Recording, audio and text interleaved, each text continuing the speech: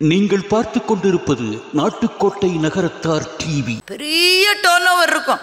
சிங்கப்பூரில் அவருடைய கடையை போய் பாருங்க. ஒரு சாதாரண பனியனை போட்டு ஒரு சாதாரண வேஷ்டி கட்டிட்டு சாதாரண சீட்டில் உட்காந்துருப்பார்.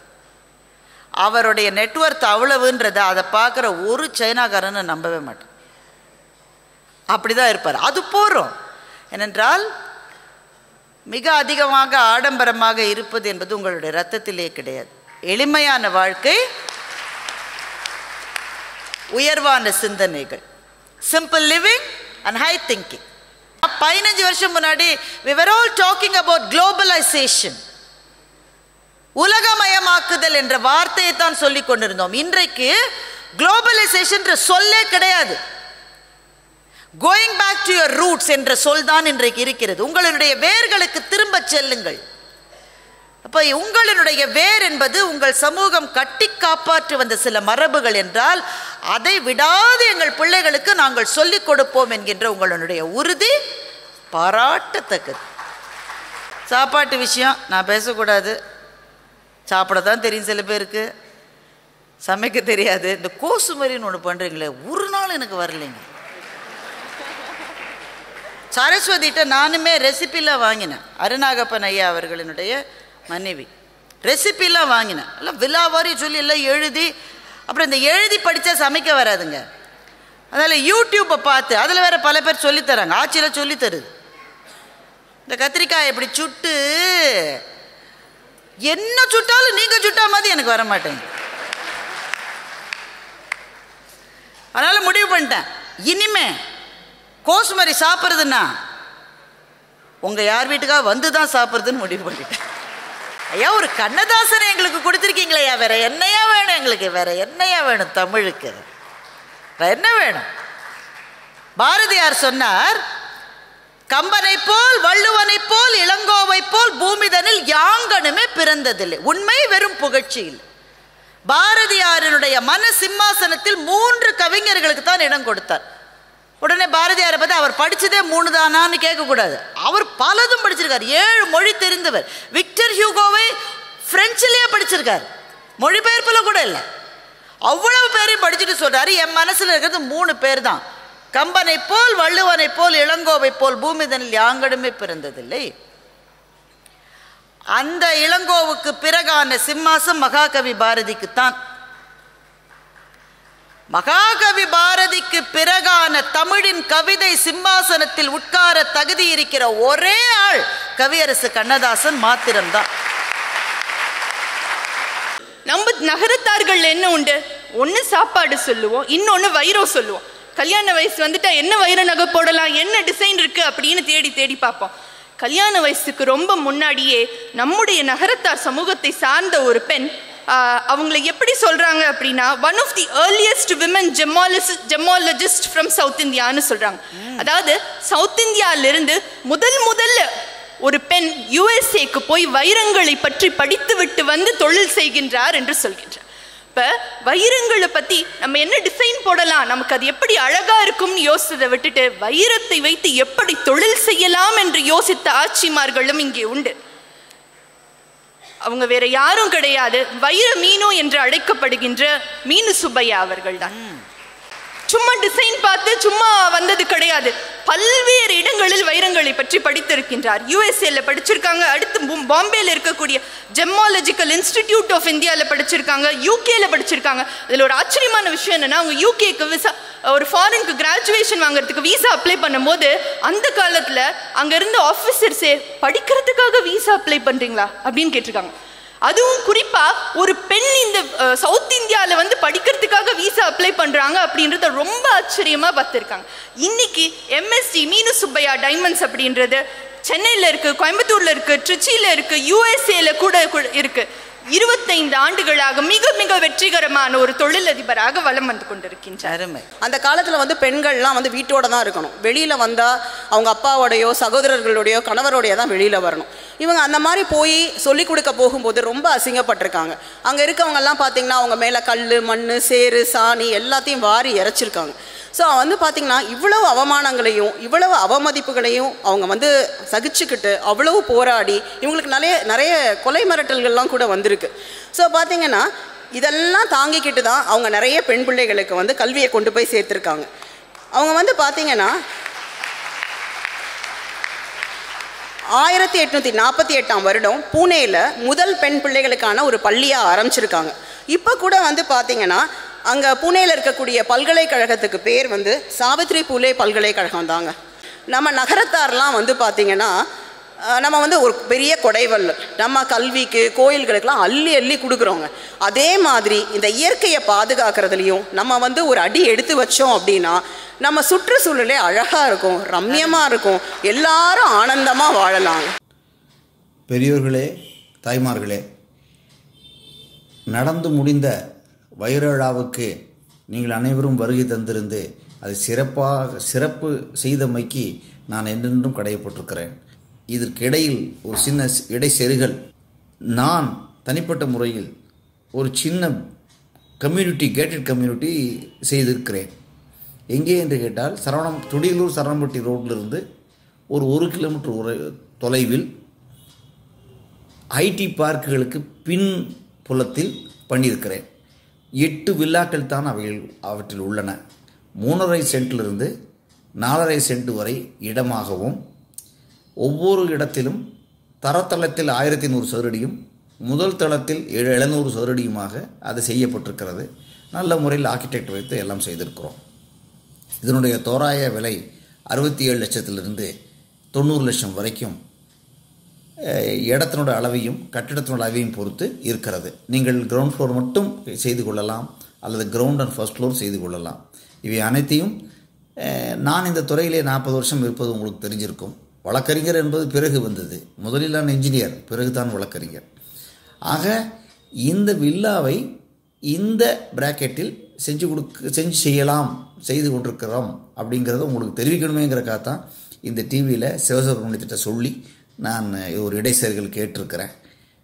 நீங்கள் இது விஷயமாக அடுத்து தேவைப்படுறத வந்து என்னுடைய செல் நம்பர் நான் தர்றேன். அதுக்கு நீங்கள் சொல்லுங்கள், உங்களுக்கு நான் தகவல் அனுப்பி வைக்கிறேன். அப்புறம் நீங்கள் சந்தர்ப்பம் இருக்கிறப்ப வாங்க, பேசுங்க, ஒரு முடிவு பண்ணலாம். உங்களுக்கு உங்கள் சௌரியத்தை அனுசரித்து செயல்படுங்க. மிக்க நன்றி. தேங்க்யூ. ஆன்மீக சுற்றுலா அல்லது இன்பச் சுற்றுலா செல்ல வேண்டுமா? தொடர்பு கொள்ளுங்கள்.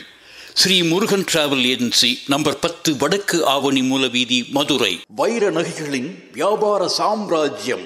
சென்னை கோடம்பாக்கத்தில் KNC diamonds, carat and carat, Arimalam Muthu Kannan, Ranganayaki Kannan. ஆன்மீக ஆனந்தம் தரும் சிவம் திருநீர் அணிந்து சிந்தை குளிர்வீர். உங்கள் வாழ்வு சிறக்க சிவம் திருநீர் அணிவீர். சென்னையில் வைர நகைகள் வாங்க Arunachalam, Ramnath, smart diamonds, traditionally modern jewellery, T Nagar, Chennai. வாக்குண்டாம் நல்ல மனம் உண்டாம் மாமலரால் நோக்குண்டாம், மேனி நுடங்காது பூக்கொண்டு துப்பார் திருமேனி தும்பிக்கையான் பாதம் தப்பாமற் சார்வார் தமக்கு. வீரவேல் தாரவேல் விண்ணோர் சிறைமீட்டவேல், வாரி குளித்தவேல் கொற்றவேல், சூர்மார்பும் குன்றும் துளைத்தவேல் உண்டே துணை. வணக்கத்துக்கும் பெருமதிப்புக்கும் உரிய கோவை நகரத்தார் சங்கத்தினுடைய சிறப்பு வாய்ந்த அத்துணை பிரமுகர்களுக்கும் என்னுடைய மனம் மொழி மெய்யால் வணக்கங்களை தெரிவித்துக் கொள்கின்றேன்.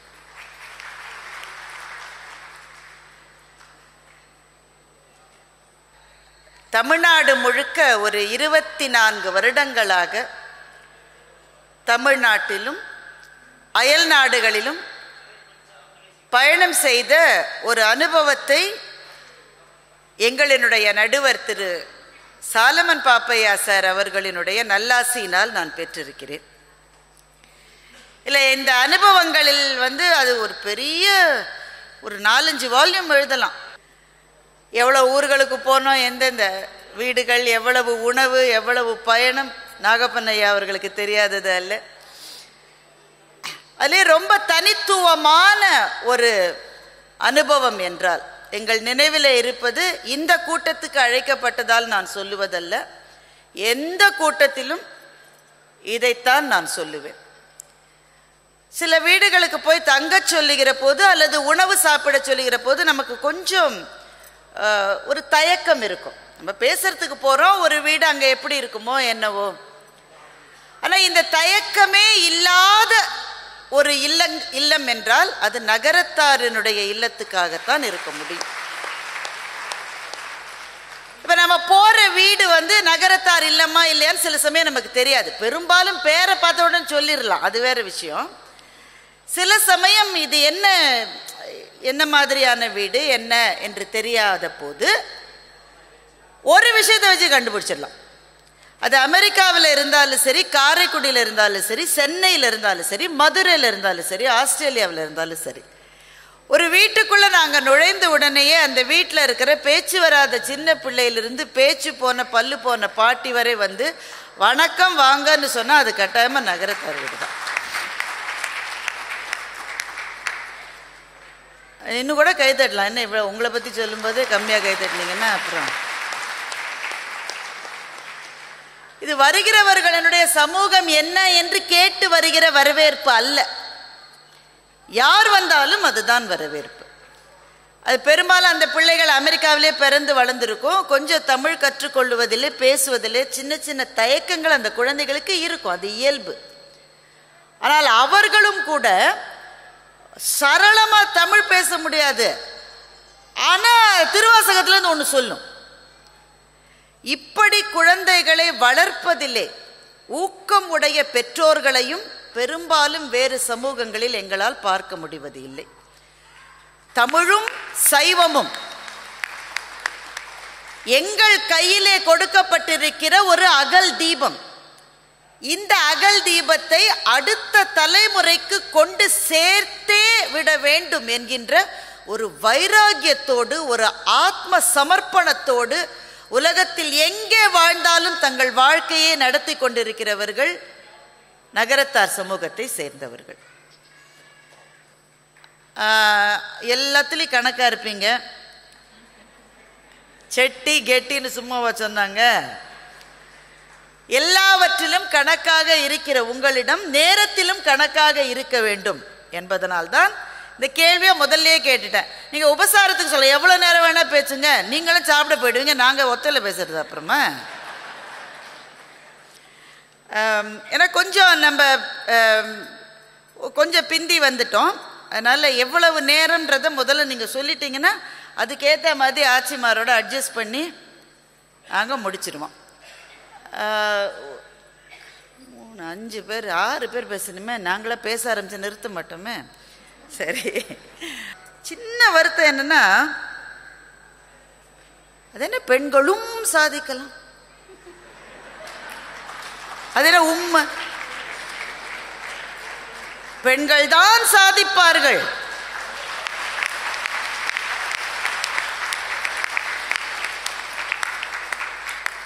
இல்லைங்களா?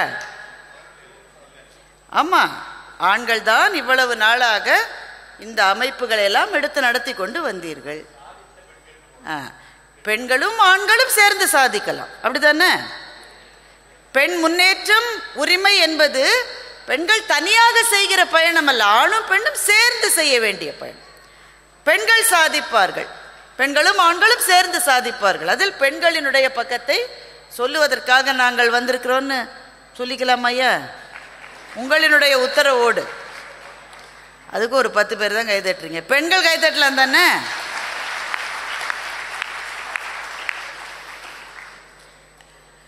இவ்வளவு உற்சாகமான அரங்கங்களை பார்ப்பதை இப்போது அருகிவிட்டது. அரசியல் கூட்டத்துக்கு ஆள் வரலையே, பிரியாணி போட்டலாம் கூட்டிட்டு போய் கொண்டு கொடுத்தா தானே வராங்க. எந்த கூட்டத்துக்கும் ஆள் கிடைப்பது தமிழ்நாட்டில் இப்போது மிக அரிது. ஐயா சொல்றாரு பிரியாணி போட்டலாம் மாத்திரம் போராதுங்கிறார். நம்ம மேடையில் சில விஷயங்களை தான் சொல்ல முடியும். எந்த கூட்டத்துக்கும் ஆள் கிடைப்பது அரிது. அது தொலைக்காட்சி நிகழ்ச்சிகளிலே கூட அரிதாக இருக்கிறது. அதற்கு கூட ஆளை கூப்பிட்டு கொண்டுதான் வர வேண்டி இருக்கிறது. தானாய் சேர்ந்த கூட்டமாக வந்திருக்கிற உங்களை பார்க்கிற போது மலர்ச்சியாகவும் மகிழ்ச்சியாகவும் இருக்கிறது. மிகச்சிறந்த 5 பேச்சாளர்கள் இங்கே இருக்கிறார்கள். நான் முதல்ல அவங்கள பேச விட்டுட்டு கொஞ்சம் தொகுப்பிலே அவர்கள் சொன்னதை பற்றி என்னுடைய கருத்தை சொல்ல போகிறேன். தொடக்கத்தில் நகரத்தார் சமூகத்தை பற்றி தமிழ் நிலத்தை சார்ந்த அத்தனை பேருமே வணங்குவதற்கான பல சிறப்புகள் இருக்கின்றன. உங்களுக்கு தெரியாததை உங்கள் முன்னால் வந்து நான் சொல்லுகிறேன் என்று நினைக்காதீர்கள். ஆனால் பல சமூகத்திடம், பல குடும்பங்களிடம், பல நாடுகளிடம் பேசிய போது எங்களுக்கு பிரமிப்பா இருக்கிற ஒரு விஷயத்தை, ஒரு சில விஷயங்களை தான் நான் ஆரம்பத்தில் வைக்கிறேன். என்னுடைய மனத்துக்கு மிக நெருக்கமானது நான் ஏற்கனவே சொன்னதுதான். ஒரு சின்ன வருத்தம் இருக்குங்க. இப்பெல்லாம் சில வீடுகளுக்கு போகிற போது அந்த வீட்டிலே வளர்ந்து வருகிற பிள்ளைகள், முதல்ல யார் வீட்டுக்கு நம்ம போறதில்லை, போனாலும் பெரிய மரியாதை இல்லை. அந்த வீட்டில் இருக்கிற பெரியவர்கள் அவங்களுடைய வழக்கப்படி, அவர்களை வளர்த்த விதத்தின்படி வாங்க வாங்க வாங்க வாங்க அது அது இருக்கு. ஆனால் அது குறைஞ்சிக்கிட்டே வருது. டிவி சீரியல் நேரத்தில் நம்ம போயிட்டா மரியாதையே வேற மாதிரி இருக்கு. ஒரு வீட்டுக்கு போனால் அந்த அம்மா கதவை திறந்துட்டு நாசமா போற வந்துட்டான்ட்டான். பெரியவர்கள் ஓரளவு பழகினாலும் பிள்ளைகள் அவர்களுடைய அறையை விட்டு வெளியே வர மாட்டேன்றாங்க. இந்த அறையிலேயே இருக்காங்க. ஏய் வாடா, அத்தாச்சி வந்திருக்காங்க, அப்பதான் வந்திருக்காங்க, அவங்க அவங்க வீட்டில் எப்படி சொல்லுவாங்களோ அப்படி, பாட்டி வந்திருக்காங்க, ஆண்டி வந்திருக்காங்க, மாமி வந்திருக்காங்க, சொன்னால ஹாய் அப்படி திரும்ப இப்போ காதில் வேற ஒன்று போட்டுறான். நம்ம ரொம்ப நேரம் பேசுகிறோம், அவன் கேட்டுட்டு இருக்கான்னு நினச்சிக்கிட்டு ஒன்றும் அவன் காதில் ஏறல.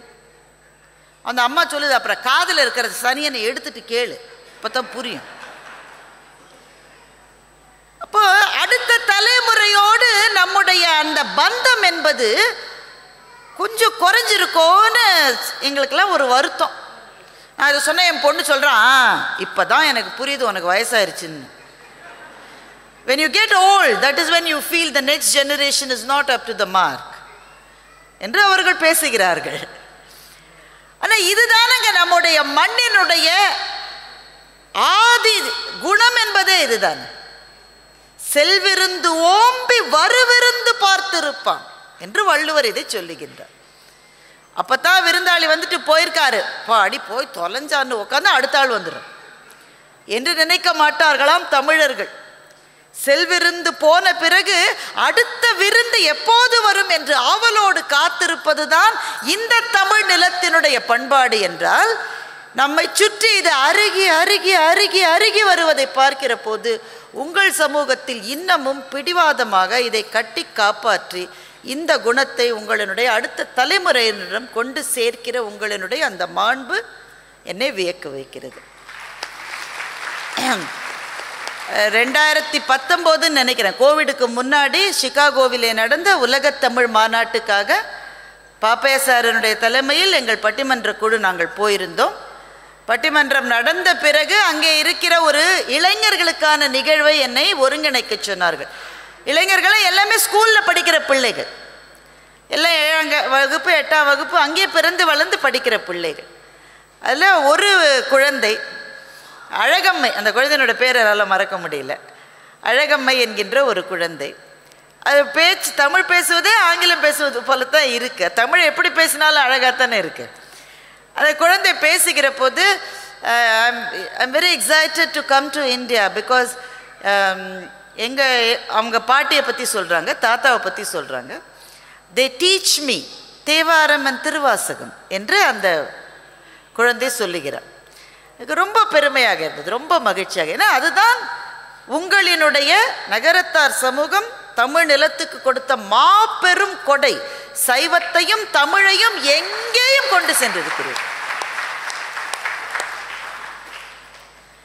நகரத்தார் சமூகத்தை சேர்ந்தவர்கள் ஒரு நாட்டுக்கு போய்விட்டார்கள் என்பதற்கு என்ன அடையாளம் என்றால், புத்தம்புது நாடாக இருக்கும், இது மட்டும் ஒரு தமிழன் அங்கே போயிருக்க மாட்டான். ஆனால் போன உடனேயே வேலோடு போய் வேலை அங்கே வைத்து அந்த வழிபாட்டை தொடங்குகிற சமூகம் உங்களுடைய சமூகம். செம்மான் மகளை திருடும் திருடன் பெம்மான் முருகன் பிறவான் இரவான் சும்மா இரு சொல்லற என்றலுமே அம்மா பொருளொன்றும் அறிந்திலனே என்கின்ற அந்த முருகனுடைய திருவடிகளை பற்றி கொண்டிருக்கிற சமூகம் உங்களுடைய சமூகம். அது ரொம்ப இன்றைக்கு தேவையாக இருக்கிறது.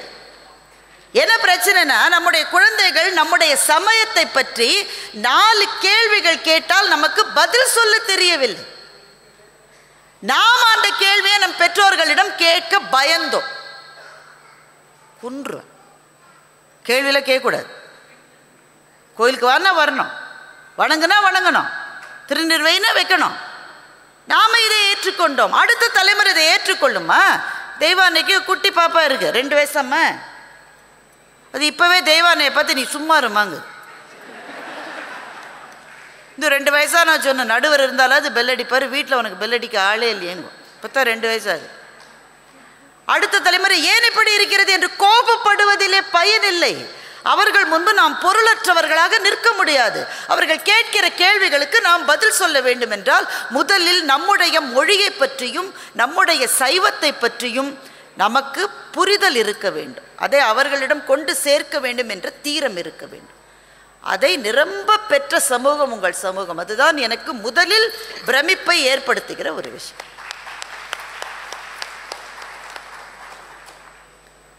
இரண்டாவதாக அந்த பேஷன் இருக்கு பாருங்க. நான் இப்போதாங்க வந்தேன், போன நிகழ்ச்சி முழுக்க இருந்து எனக்கு கேட்க முடியவில்லை. கிட்டத்தட்ட முடிகிற தருவாயில் நான் இங்கே வந்தேன். அது தம்பி ஹரி தியாகராஜன் முன்னாடியே பேசிட்டாங்கன்னு நினைக்கிறேன். மற்ற பிரமுகர்கள் லக்ஷ்மி செராமிக்ஸ் ஐயா பேசினேன். அப்போ தான் நான் வந்தேன். அந்த பேஷன் இருக்கு பாருங்க. நான் ஒரு வங்கியாளர், மிகப்பெரிய நிதி நிறுவனங்களுக்கு கடன் கொடுக்கிற பேனல்ஸ்லாம் நான் இருந்திருக்கேன். அதில் பெரும்பாலும் நான் பார்த்த ஒரு விஷயம் என்னவென்றால், அதை வட மாநிலங்களிலே இருக்கிற தொழில் முனைவோர்கள், அவங்க ஃபர்ஸ்ட் ஜெனரேஷன் ஆண்டர்பிரனராக இருப்பான். முதல் தலைமுறை ஆண்டர்பிரனராக இருந்தால் கூட பேசுகிற அந்த தோரணை, அந்த பேஷன், அது நம்முடைய தென் மாநிலங்களில் இருக்கிறவர்களிடம் இல்லையோ அப்படின்ற ஒரு சின்ன ஒரு சந்தேகம் எனக்கு வரும். அங்கே வாயை திறந்து சொல்ல முடியாது, அது வேற விஷயம். அவங்க அந்த கெத்து இருக்கு பாருங்க. கையில் ஒன்றும் இருக்காது, ஆனால் கெத்து நிறைய இருக்கும். கையிலன்னு நான் சொல்கிறது தலையிலன்றதுக்கு பதிலாக கையிலன்னு சொல்கிறேன், புரிஞ்சுக்குங்க. ஆனால் கெத்து மட்டும் நிறைய இருக்கும். நம்ம ஆசாமிட்டு நல்ல ப்ராடக்ட் இருக்கும், நல்ல பிராண்ட் இருக்கும், திட்டங்கள் நன்றாக இருக்கும், நோக்கங்கள் மிக நல்ல நோக்கங்களாக இருக்கும். ஆனால் பேசுகிற போது ரொம்ப அகலக்கால் வைக்க முடியாது, அவ்வளோ செஞ்சால் வருமா, இந்த மாதிரியான ஒரு மனப்பான்மை இந்த நார்த் சவுத் டிவைடை இந்த மாதிரி பேனல்ஸில் நிறைய பார்க்கலாம். ஆனால் இங்கே ஐயா பேசுகிற போது எனக்கு ரொம்ப மகிழ்ச்சியாக இருந்தது. ஏனென்றால் அந்த அந்த பேஷன் இருக்கு பாருங்க. உங்கள் ப்ராடக்ட் ஒழுங்காக இருந்தால் கஸ்டமர் உங்களை தேடி வருவார், நீங்கள் போக வேணாம்னு சொன்னார் பாருங்க. அதுதான் நமக்கு தேவை.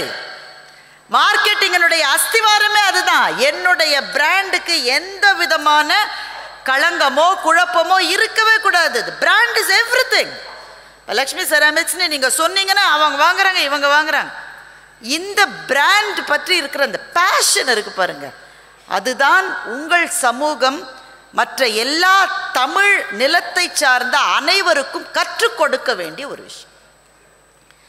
மூன்றாவது விஷயம், நான் ரொம்ப நேரம் பேச முடியாது, எங்கள் நடுவர் இல்லை பெல் அடிக்கிறதுக்கு. மூன்றாவது விஷயம், முந்தா நாள் சென்னையில் இருக்கிற அண்ணா பல்கலைக்கழகத்தினுடைய ஒரு கல்லூரி, இப்போ அண்ணா பல்கலைக்கழகத்துக்கு ஏகப்பட்ட கல்லூரி இருக்குங்க. நான்லாம் படிக்கிற போது 4 கல்லூரி தான் அண்ணா பல்கலைக்கழகத்தில். அந்த 4 கல்லூரிகளிலே மிக மிக குறிப்பிடத்தக்க ஒரு கல்லூரி ஏசி காலேஜ் ஆஃப் டெக்னாலஜி. நான் அந்த கல்லூரியில் தான் படித்தேன். நான் பிடெக் கெமிக்கல் இன்ஜினியரிங் டிகிரி அந்த கல்லூரியில் தான் நான் வாங்கினேன். அந்த கல்லூரியினுடைய அலுமினி அசோசியேஷன்லேருந்து அவர்கள் எனக்கு ஒரு விருது கொடுத்தார்கள். நான் இந்த விருது கொடுத்ததை மேடையில் சொல்கிறதுக்காக தவறாக நினைக்காதீங்க, ரொம்ப தன்னடக்கத்தோடு பேசுகிறேன்னு நினைக்காதீங்க. அது விருது கொடுத்ததெல்லாம் பெருமை இல்லை, அதுக்காக நான் இது சொல்ல வரவில்லை. அந்த விருதை எனக்கு கொடுக்கிற போது அந்த கல்லூரியினுடைய 78 ஆண்டு ஆகிறது அந்த கல்லூரி தொடங்கி. அந்த கல்லூரியை பற்றி ஒரு ஏவி ஒன்று போட்டாங்க. இவ்வளவு அந்த கல்லூரியிலே நான் படிச்சிருக்கேன், ஆனால் எனக்கு அந்த விவரங்கள் தெரியவில்லை. விருது வாங்க போகிற போது ஐயா மதிப்புக்குரிய திரு வெங்கையா நாயுடு அவர்களினுடைய கையால் அந்த விருதை நான் பெற்றுக்கொண்டேன். இன்னும் ஒரு 10 பேருக்கும் அந்த விருது கொடுத்தாங்க. அவங்களுடைய ஆலம்னிலே பெஸ்ட் ஆலம்னி அப்படின்ற மாதிரி 10 பேர் இண்டஸ்ட்ரியில் இருக்கிறவங்க, அகாடமிக் துறையில் இருக்கிறவங்க, என்னை மாதிரி பேச்சுத்துறை அதில் இருக்கிறவங்க 10 பேர் கொடுத்தாங்க. அதை பார்க்கிற போது எனக்கு கண்ணீர் வந்து விட்டது. அந்த ஏவியை பார்க்கிற போது ஒன்றுமே இல்லாமல் இருந்திருக்கு அந்த இடம். அங்கே ஒரு கல்லூரி, சென்னையில், காரைக்குடியில் நடந்த கதையெல்லாம் உங்களுக்கு தெரியும். அழகப்ப செட்டியார் என்ற வள்ளல் எப்படி தன்னுடைய நினைவிலே இப்படி ஒரு கல்வி நிறுவனத்தை எழுப்ப வேண்டும் என்ற மாபெரும் கனவு ஒரு தனி நபருக்கு எப்படி இருந்திருக்க முடியும் என்பதை என்னால் நினைத்து கூட பார்க்க முடியும். அது இப்ப இருக்கிறது ஒன்றும் பெருசு இல்லைங்க. ஒரு 75 வருஷத்துக்கு முன்னால் அப்படிப்பட்ட ஒரு கனவு, மாபெரும் கனவு, கல்விக்காக என்று ஏக்கர் நூற்றுக்கணக்கான ஏக்கர்களை கொடுத்திருக்கிறார். தொழில்நுட்ப கல்லூரி தொடங்க வேண்டும் என்ற பேச்சு வந்த உடனேயே இரவோடு இரவாக 15 லட்சம் ரூபாய்க்கு ஒரு செக் கொடுத்திருக்கிறார் வள்ளல் அழகப்ப செட்டியார். 15 லட்சம் ரூபாய் 75 வருஷத்துக்கு முன்னாடி. அதை கொடுத்துவிட்டு, எல்லாவற்றையும் வாரி வாரி கொடுத்துவிட்டு, தன்னுடைய வாழ்நாளினுடைய நிறைவு பகுதியில் கொடுத்த நிறைவோடு மாத்திரமே அவர் வாழ்ந்தார் என்ற கதை நமக்கு தெரிந்த கதை தான். அந்த கல்லூரி நிறுவனங்கள், கல்வி நிறுவனங்கள்ல தன்னுடைய பெயர் போடப்படுவதை கூட அவர் விரும்பவில்லை. அதுதான் உங்கள் சமூகத்தினுடைய தனிப்பெரும் சிறப்பு. நடை பயிலுகிற போதே கொடை பயிலுகிற சமூகத்தை சேர்ந்தவர்கள் நீங்கள். கணக்கு வழக்கெல்லாம் துல்லியமா இருக்கும். அதெல்லாம் ஒரு 5 பைசா 10 பைசா அப்படி இப்படி இருக்க முடியாது. ஃபினான்ஷியல் ப்ரூடன்ஸ் என்பது உங்களினுடைய ரத்தத்திலே இருக்கிறது. ஃபினான்ஷியல் இம்ப்ரூடன்ஸ்னால தான் பல நிறுவனங்களே அழிந்தன. நான் உதாரணத்தை இங்கே சொல்ல முடியாது, ஏகப்பட்ட வீடியோ கேமரா இருக்கு. அப்படி கொடிகட்டி பறந்த நிறுவனங்கள் அப்படி இப்படி திரும்பி பார்த்தா 3 வருஷத்துல காணும், 5 வருஷத்துல காணும். ஏன்? அந்த நிறுவனத்தினுடைய தலைவருக்கு அப்படி பறக்கணும், இப்படி பறக்கணும், அப்படி இருக்கணும், இப்படி இருக்கணும், அவருடைய ஆசைகளினுடைய பட்டியல் எல்லையற்று போனதன் காரணமாக இட் ரிசல்டட் இன் ஃபினான்ஷியல் இம்ப்ரூடன்ஸ். ஆனால் உங்களுக்கு அது எதுவும் கிடையாது. பெரிய டர்ன் ஓவர் இருக்கும். சிங்கப்பூரில் அவருடைய கடையை போய் பாருங்க. ஒரு சாதாரண பனியனை போட்டு ஒரு சாதாரண வேஷ்டி கட்டிட்டு சாதாரண சீட்டில் உட்காந்துருப்பார். அவருடைய நெட்வொர்த் அவ்வளவுன்றதை அதை பார்க்குற ஒரு சைனாக்காரனை நம்பவே மாட்டேன். அப்படிதான் இருப்பார். அது போகிறோம். ஏனென்றால் மிக அதிகமாக ஆடம்பரமாக இருப்பது என்பது உங்களுடைய ரத்தத்திலே கிடையாது. எளிமையான வாழ்க்கை, உயர்வான சிந்தனைகள், simple living and high thinking, அதுதான் உங்கள் சமூகத்தினரிடம் என்னை கவர்ந்த 3வது மிகப்பெரிய விஷயம்.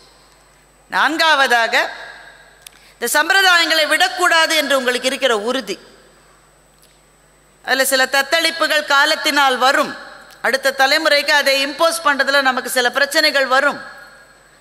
இப்படிலாம் யாருமே செய்யறதில்லையேன்னு சொல்லுவதற்கு ஒவ்வொரு வீட்லேயும் ஒரு 2 சின்ன பிள்ளையாவது இருக்கும்.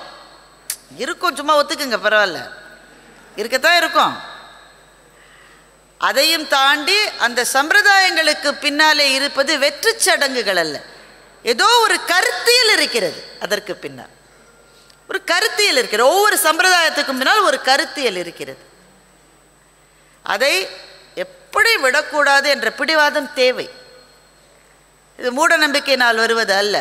இப்போ நீங்கள் பார்த்தீங்கன்னா உலகம் முழுக்க இருக்கிற ட்ரெண்ட் என்னன்னா, 15 வருஷம் முன்னாடி we were all talking about globalization, உலகமயமாக்குதல் என்ற வார்த்தையை தான் சொல்லிக் கொண்டிருந்தோம். இன்றைக்கு குளோபலைசேஷன் சொல்லே கிடையாது. Going back to your roots என்ற சொல் தான் இன்றைக்கு இருக்கிறது. உங்களுடைய வேர்களுக்கு திரும்ப செல்லுங்கள். அப்போ உங்களுடைய வேர் என்பது உங்கள் சமூகம் கட்டி காப்பாற்றி வந்த சில மரபுகள் என்றால் அதை விடாது எங்கள் பிள்ளைகளுக்கு நாங்கள் சொல்லிக் கொடுப்போம் என்கின்ற உங்களுடைய உறுதி பாராட்டத்தக்கது. நிறைவாக 5வதாக, உங்களுடைய ஆர்கிடெக்சர் அண்ட் யுவர் ஃபுட். உலகம் முழுக்க நீங்கள் அதுக்கு தான் ஃபேமஸ். ஆர்கிடெக்சரில் எனக்கு ரொம்ப பிடிச்சது என்னென்னா, உங்களுக்கென்று ஐயா கருமத்துக்கடன் ஐயா ஒரு பேட்டியில் சொல்லியிருந்தார். மீனாட்சி அம்மன் கோயில் வந்து பழைய கோயில் தானே இல்லையா, நிறைய மண்டபங்கள் இருந்தது. இந்த மண்டபங்கள் எல்லாம் ஒரு 10 வருஷத்துக்கு ஒரு முறையோ 15 வருஷத்துக்கு ஒரு முறையோ ஒரு குழு அமைத்து செக் பண்ணுவாங்க, எல்லாம் சரியாக இருக்கான்னு செக் பண்ணுவாங்க. அதனுடைய கட்டுமானம், அமைப்பு, ஏதாவது பள்ளங்கள்லாம் விழுந்திருக்கா, விரிசல் இருக்கா பார்க்கணும். இல்லை, பழைய கட்டிடம் தானே. ஒவ்வொரு மண்டபத்தையும் பார்ப்பார்கள். ஒவ்வொரு மண்டபமும் வேறு வேறு அரசர்களின் காலத்தில் கட்டப்பட்டது. நாயக்க மன்னர் காலத்தில் கட்டப்பட்டது ஒரு மண்டபம், அப்புறம் பாண்டிய மன்னன் காலத்தில் கட்டப்பட்ட மண்டபம்.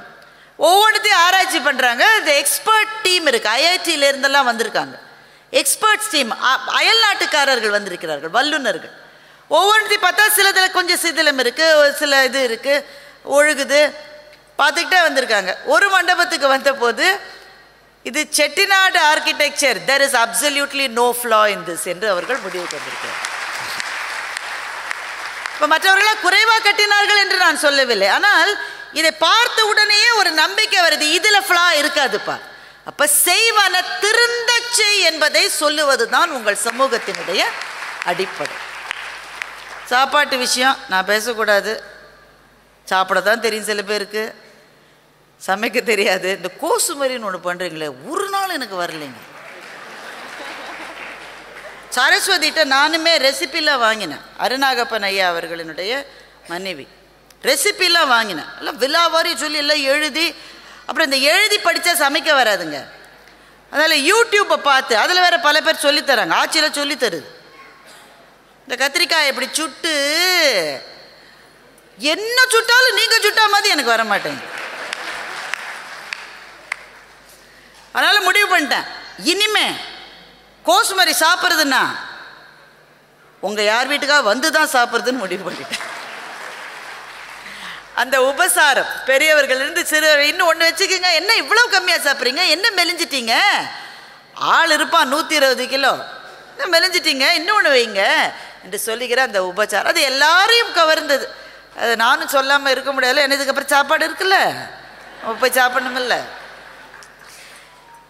பல விதங்களிலும் இந்த தமிழ் நிலத்துக்கு முன்மாதிரியாக இருக்கிற உங்களினுடைய பாதை ஒன்றும் அவ்வளோ எளிதான பாதை இல்லை என்பது எனக்கு தெரியும். It was not a cake walk. உங்கள் சமூகம் இடம்பெயர்ந்து இடம்பெயர்ந்து இடம்பெயர்ந்து இடம்பெயர்ந்து பல இடங்களுக்கு பரவி ஒரு இடத்திலிருந்து அகற்றப்பட்டு இன்னொரு இடத்துக்கு போய் அங்கே வாழ்வாதாரத்தை தேடி அங்கே உங்களை எஸ்டாப்ளிஷ் பண்ணிக்கிட்டு கஷ்டப்பட்டு தான் இந்த இடத்துக்கு வந்திருக்கீங்க. இந்த இடத்தை தக்க வைத்துக் கொள்வதற்கு அதை விட கஷ்டப்பட்டு கொண்டு தான் இருக்கிறீர்கள். ஆனால் இத்தனைக்கும் நடுவில் தமிழுக்கும் சைவத்துக்கும் நீங்கள் ஆற்றி இருக்கின்ற பணிக்கு என் இரு கை குவித்த வணக்கங்களை இந்த அவையிலே நான் தெரிவித்துக் கொள்கிறேன். ஐயா, ஒரு கண்ணதாசனை எங்களுக்கு கொடுத்துருக்கீங்களே, வேற என்னையா வேணும் எங்களுக்கு, வேற என்னையா வேணும் தமிழுக்கு, வேற என்ன வேணும்? பாரதியார் சொன்னார், கம்பனை போல் வள்ளுவனை போல் இளங்கோவை போல் பூமிதனில் யாங்கனுமே பிறந்ததில்லை. உண்மை வெறும் புகழ்ச்சி இல்லை. பாரதியாரினுடைய மன சிம்மாசனத்தில் 3 கவிஞர்களுக்கு தான் இடம் கொடுத்தார். உடனே பாரதியாரை பார்த்து அவர் படித்ததே 3 தானான்னு கேட்கக்கூடாது, அவர் பலதும் படிச்சிருக்கார், 7 மொழி தெரிந்தவர். விக்டர் ஹியூகோவை பிரெஞ்சிலேயே படிச்சிருக்கார், மொழிபெயர்ப்பில் கூட இல்லை. அவ்வளவு பேரையும் படிச்சுட்டு சொல்றாரு, என் மனசில் இருக்கிறது 3 பேர் தான், கம்பனை போல் வள்ளுவனை போல் இளங்கோவை போல் பூமிதனில் யாங்கனுமே பிறந்ததில்லை. அந்த இளங்கோவுக்கு பிறகான சிம்மாசம் மகாகவி பாரதிக்குத்தான். மகாகவி பாரதிக்கு பிறகான தமிழின் கவிதை சிம்மாசனத்தில் உட்கார தகுதி இருக்கிற ஒரே ஆள் கவியரசு கண்ணதாசன் மாத்திரம்தான்.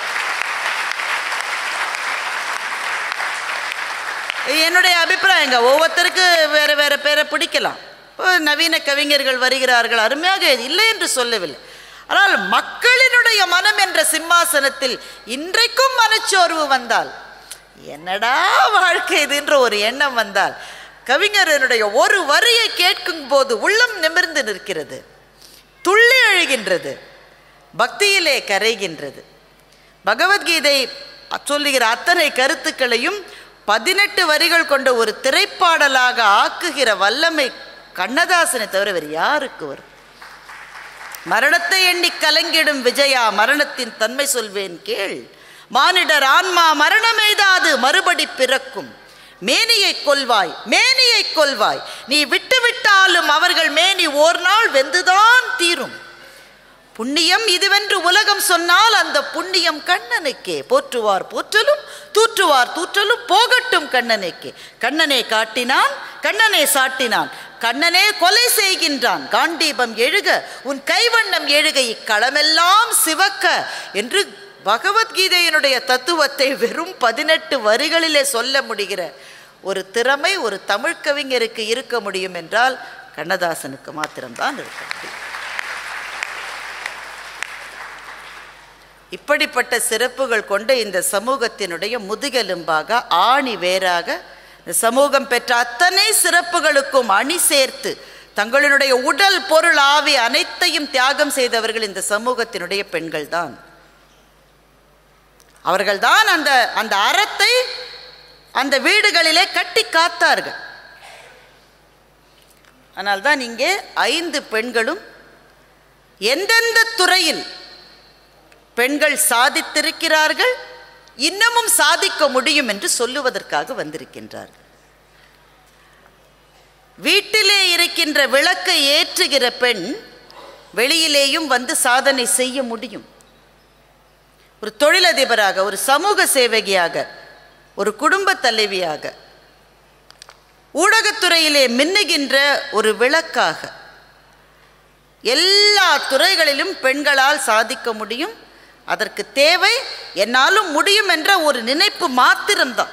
திறமைகளுக்கு இங்கே பஞ்சமே கிடையாது. வாய்ப்புகள் இருக்கிறது, திறமை இருக்கிறது. ஒரு விரலை அப்படி நீட்டினா பிடிச்சிட்டு சரசரசரன் மேலே வந்துடுவாங்க. நம்ம ஒரு விரலை நீட்டுறோமான்றது தான் முக்கியம். அதனால்தான் அந்த அக்கா கேள்வி கேட்கிற போது எங்களுக்கு ஆதரவு இருக்கா அப்படின்றது ஒருவரின் குரல் அல்ல, அது ஒட்டுமொத்த பெண்களினுடைய ஆதங்கம். அதை பற்றி தான் இந்த 5 சகோதரிகளும் இங்கே பேச வந்திருக்கிறார்கள். என்ன பேச சொல்லிடலாமா? தயாராக இருக்கீங்களா? கைத்தட்டலினுடைய ஒலி குறையிற மாதிரி எனக்கு தோணுது.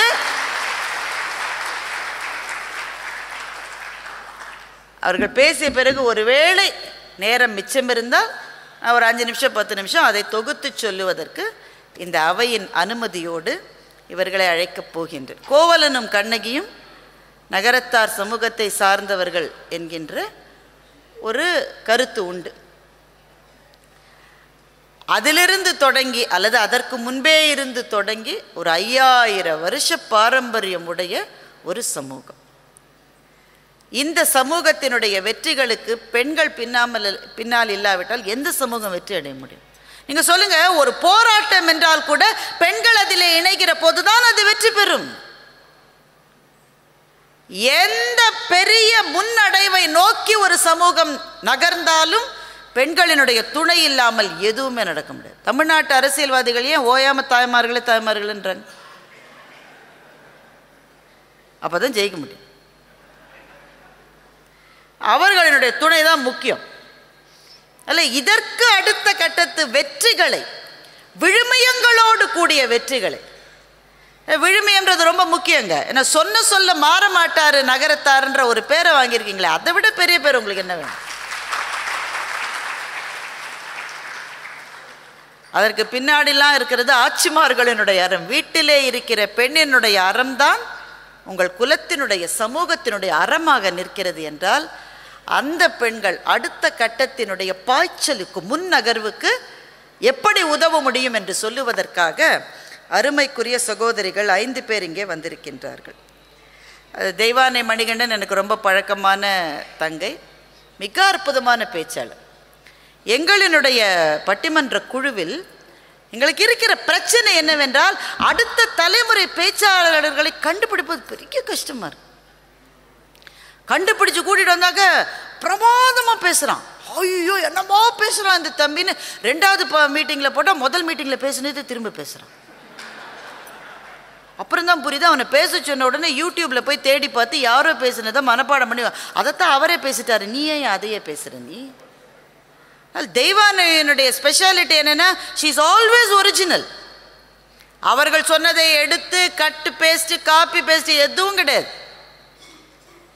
அவர்கள் பேசுகிற எதுவுமே அவருடைய கருத்து தான். அந்த ஒரிஜினல் திங்கிங் என்பது நாங்கள் நிறைய பார்க்க முடிவதில்லை இப்போது. அது தெய்வானிட்ட தான் இருக்கு. அவர்களை கண்டுபிடித்தது எங்கள் பட்டிமன்ற குழுவுக்கு அடித்த அதிர்ஷ்டம் என்று நான் சொல்லுவேன். அப்படிப்பட்ட அபாரமான பேச்சாளர். ஜோஹோ என்ற பெரிய நிறுவனத்தில் வேலையும் செய்து கொண்டு, வீட்டையும் பார்த்து கொண்டு, பட்டிமன்றங்களையும் வளர்த்து கொண்டு, சில சமயங்களில் என்னுடைய வாழ்க்கையினுடைய 25 ஆண்டுகளுக்கு முன்னால் நான் என்னை பார்ப்பதைப் போலவே நான் தெய்வானையை பார்க்கின்றேன்.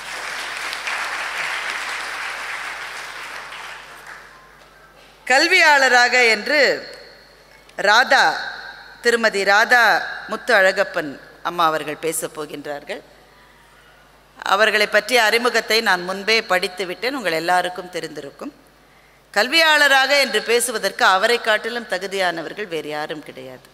எத்தனையோ தலைமுறை மாணவ செல்வங்களை வளர்த்தெடுத்த அனுபவங்களை இங்கே அவர்கள் பகிர்ந்து கொள்ளப் போகிறார்கள். நிர்வாக அதிகாரியாக என்று காரைக்குடி மீனா அவர்கள் பேசப் போகிறார்கள். அவர்கள் பேசிய சில வீடியோ கிளிப்பிங்ஸை நான் பார்த்தேன். நல்ல பேச்சில் ஆளுமை இருக்கிறது, ப்ரெசன்டேஷன் ஸ்கில்ஸ் இருக்கிறது.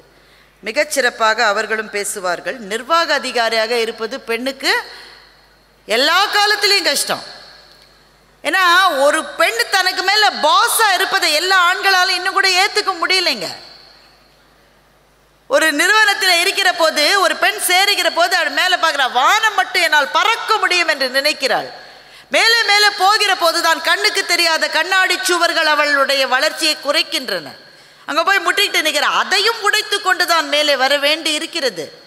இன்றைக்கு கூட இந்தியாவிலே பெரும் நிர்வாக பொறுப்பில் இருப்பவர்கள், த சிஇஓஸ், த சிஎம்ஓஸ், த சிஎக்ஸ்ஓஸ், அதில் பார்த்தா 94 விழுக்காடு ஆண்கள் இருக்கிறார்கள், 6 விழுக்காடு தான் பெண்கள் இருக்கிறார்கள். அப்போது எவ்வளவு பெரிய கிளாஸ் சீலிங்னு பாருங்க. அதையும் மீறி பெண்கள் நிர்வாக அதிகாரிகளாக வர முடியும் என்று அவர் பேசப் போகிறார். சமூக சேவகிகளாக என்று திருமதி தேவி நாச்சியப்பன் அம்மா அவர்கள் பேசப் போகிறார்கள். எல்லாத்தையும் விட அதான் கஷ்டம், எல்லாத்தையும் விட அதான் கஷ்டம். ஏன்னா வீட்டில் சேவை செய்கிறதுக்கே நிறைய இருக்கேன். வீட்டு சேவையெல்லாம் முடிச்சுட்டு சமூகத்துக்கு போய் சேவை செய்கிற போது அதற்கான உடல் தெம்பு வேண்டும், மனத்தெம்பு வேண்டும். அதை பற்றி அவர்கள் பேசப் போகிறார். இல்லத்தரசியாக என்று கபிலா பேசப் போகிறார். எங்கள் அன்பு குழந்தை, அவங்க அம்மா எங்களோட பட்டிமன்றத்தில் எல்லாம் பேசியவர்கள். கபிலாவினுடைய ஒரு வீடியோ அப்படியே வைரலாக போச்சு. ஒரு சொல்ல வச்சுக்கிட்டு 10 நிமிஷம் உலகத்தையே ஆட்டி படைத்து விட்டாள் எங்கள் கபிலா. தாய் 8 அடி பாய்ந்தால் குட்டி 16 அடி பாயும் என்பதற்கு கபிலாவை விட ஒரு சிறந்த உதாரணம் இருக்க முடியாது. களை கட்டி இருக்கிறது இந்த அரங்கு. நீங்கள் நல்ல உற்சாகமாக இருந்தீங்கன்னா படப்படன்னு போயிடலாம், சரியா? தொழிலதிபராக என்று பேசுவதற்கு திருமதி தெய்வானை மணிகண்டன் அவர்களை உங்கள் சார்பில் அழைத்து அமைகின்றேன். நன்றி. வாங்கம்மா. இது பேர் மணி, இது சரியா? நான் அடிப்பேன், காதில் விழுந்தா அதோட முடிச்சுக்கலாம். உயிரை காக்கும், உயிரினை சேர்த்திடும், உயிரினுக்குயிராய் இன்பமாகிடும், உயிரினும் இந்த பெண்மை இனிதடா என்று பாடிய பாரதிக்கு முதல் வணக்கங்கள். பெருமதிப்பிற்கும் மரியாதைக்கும் உரிய தலைவர் அவர்களே, தொழில் அதிபராக, நிர்வாகியாக, சமூக சேவகியாக, கல்வியாளராக, இல்லத்தரசியாக என்று தனித்தனியே நாங்கள் பேச வந்திருக்கிறோம். ஆனால் இது அத்தனையும் ஒரே ஆளாக இருக்கக்கூடிய நடுவர் அவர்களே,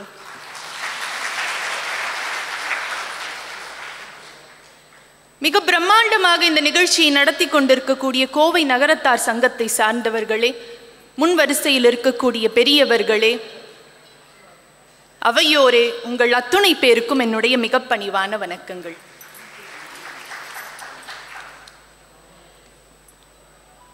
நான் என்னோட ஸ்கூல்ல படிச்ச ஒரு சின்ன கதை எனக்கு நினைவுக்கு வந்தது. அது சமீபத்தில் தான் நான் கண்டுபிடித்தேன். அது எழுத்தாளர் அம்பையினுடைய ஒரு மொழிபெயர்ப்பு கதை என்று. சிவகாமின்னு ஒரு சின்ன பொண்ணு இருப்பா. ஸ்கூல் முடிச்சுட்டு அன்னைக்கு மத்தியானமே வீட்டுக்கு வந்துடுவா. அவளுக்கு சூசைன்னு ஒரு ஃப்ரெண்டு இருப்பான், குட்டி பையன். அவன் செருப்பு தைக்கிறவரோட பையன். சிவகாமியும் சூசையும் ஃப்ரெண்ட்ஸ். அந்த காலத்தில் எப்படி இருந்திருக்கும் நமக்கு தெரியும். சிவகாமியினுடைய தாத்தா ஒரு பழமைவாதி. அதனால சூசை வீட்டுக்கு வந்தாலோ போனாலோ அவருக்கு அவ்வளவு இஷ்டம் இருக்காது. சிவகாமியினுடைய அப்பாவும் தாத்தாவும் காலம் காலமாக சிற்ப தொழில் செய்கிறவர்கள், சிற்பிகள். அப்போ பக்கத்தில் ஒரு சிற்ப ஒரு கூடம் போட்டுட்டு அங்கே வந்து சிற்ப தொழில் செஞ்சுட்டு இருப்பாங்க. ஒரு நாள் என்ன ஆகுது, டக்குன்னு ஸ்கூல் பாதியிலே முடிஞ்சிருது, மழை தூரிட்டே இருக்கு நசு நசுன்னு. சிவகாமி அப்படி பாதி வழியில் வந்துடுறா, பயந்துக்கிட்டே வரா. வந்தோடனே எதிரில் அவங்க அப்பா வர்றார். அப்பா வந்தோடனே கொடை பிடிச்சிட்டு, வாமா உள்ள, உன்னை கூட்டிகிட்டு போக தான் வந்தேன் அப்படின்னு சொன்னார்.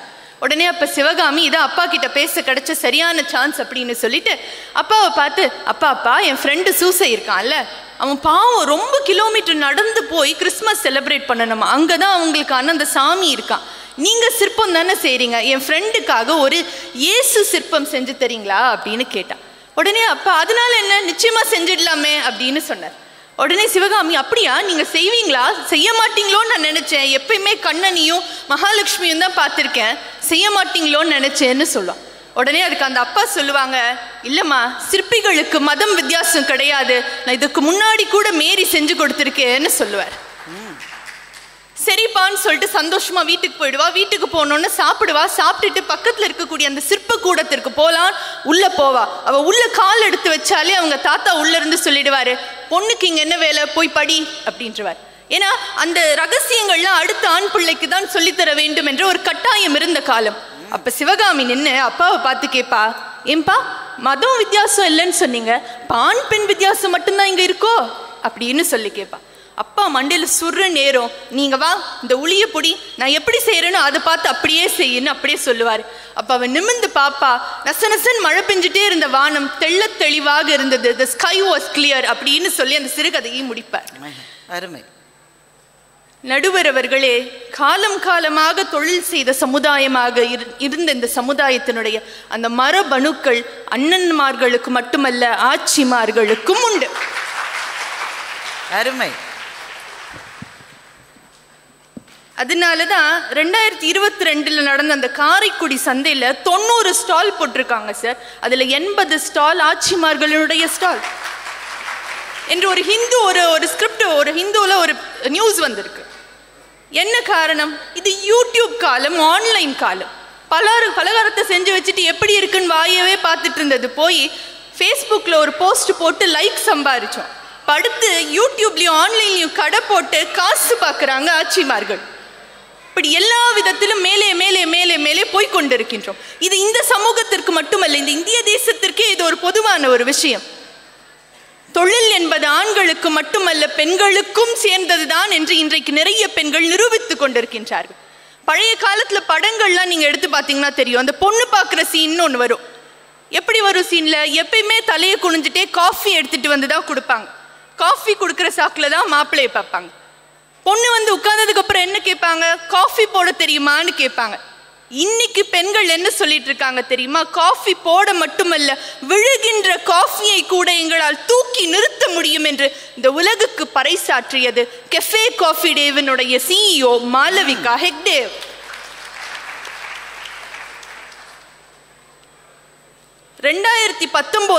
ரொம்ப அதிகப்படியான கடனின் காரணமாக அதனுடைய ஃபவுண்டர் சித்தார்த்தோ ஒரு நெருக்கடிக்கு தள்ளப்பட்டு தற்கொலை செய்து கொண்டார்.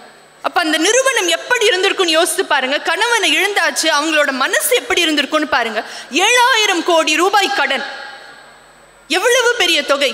இப்ப இந்த நிறுவனத்தை, பெரும்பாலும் நல்லா போகாத நிறுவனத்தை இன்னொருத்தவங்கள்ட்ட வித்துட்டு போயிடுவாங்க. ஆனா இவங்க என்ன பண்றாங்க, உள்ள வந்த உடனேயே பெரும்பாலும் பெண்கள் இமோஷனலாக ரொம்ப வீக்காக இருப்பாங்கன்னு சொல்லுவாங்க, ரொம்ப இமோஷனலாக இருப்பாங்கன்னு சொல்லுவாங்க. இவங்க வந்த உடனே ஒரு இமோஷனல் டச் வைக்கிறாங்க. 25,000 எம்ப்ளாயீஸ்க்கும் ஒரு லெட்டர் எழுதுறாங்க. இந்த கெஃபே காஃபி டேவினுடைய story, it is worth preserving, நான் அதற்காக உழைப்பேன், இந்த நிறுவனத்தை மீண்டு கொண்டு வருவேன் ஒரு கடிதம் எழுதுறாங்க. Emotional touch.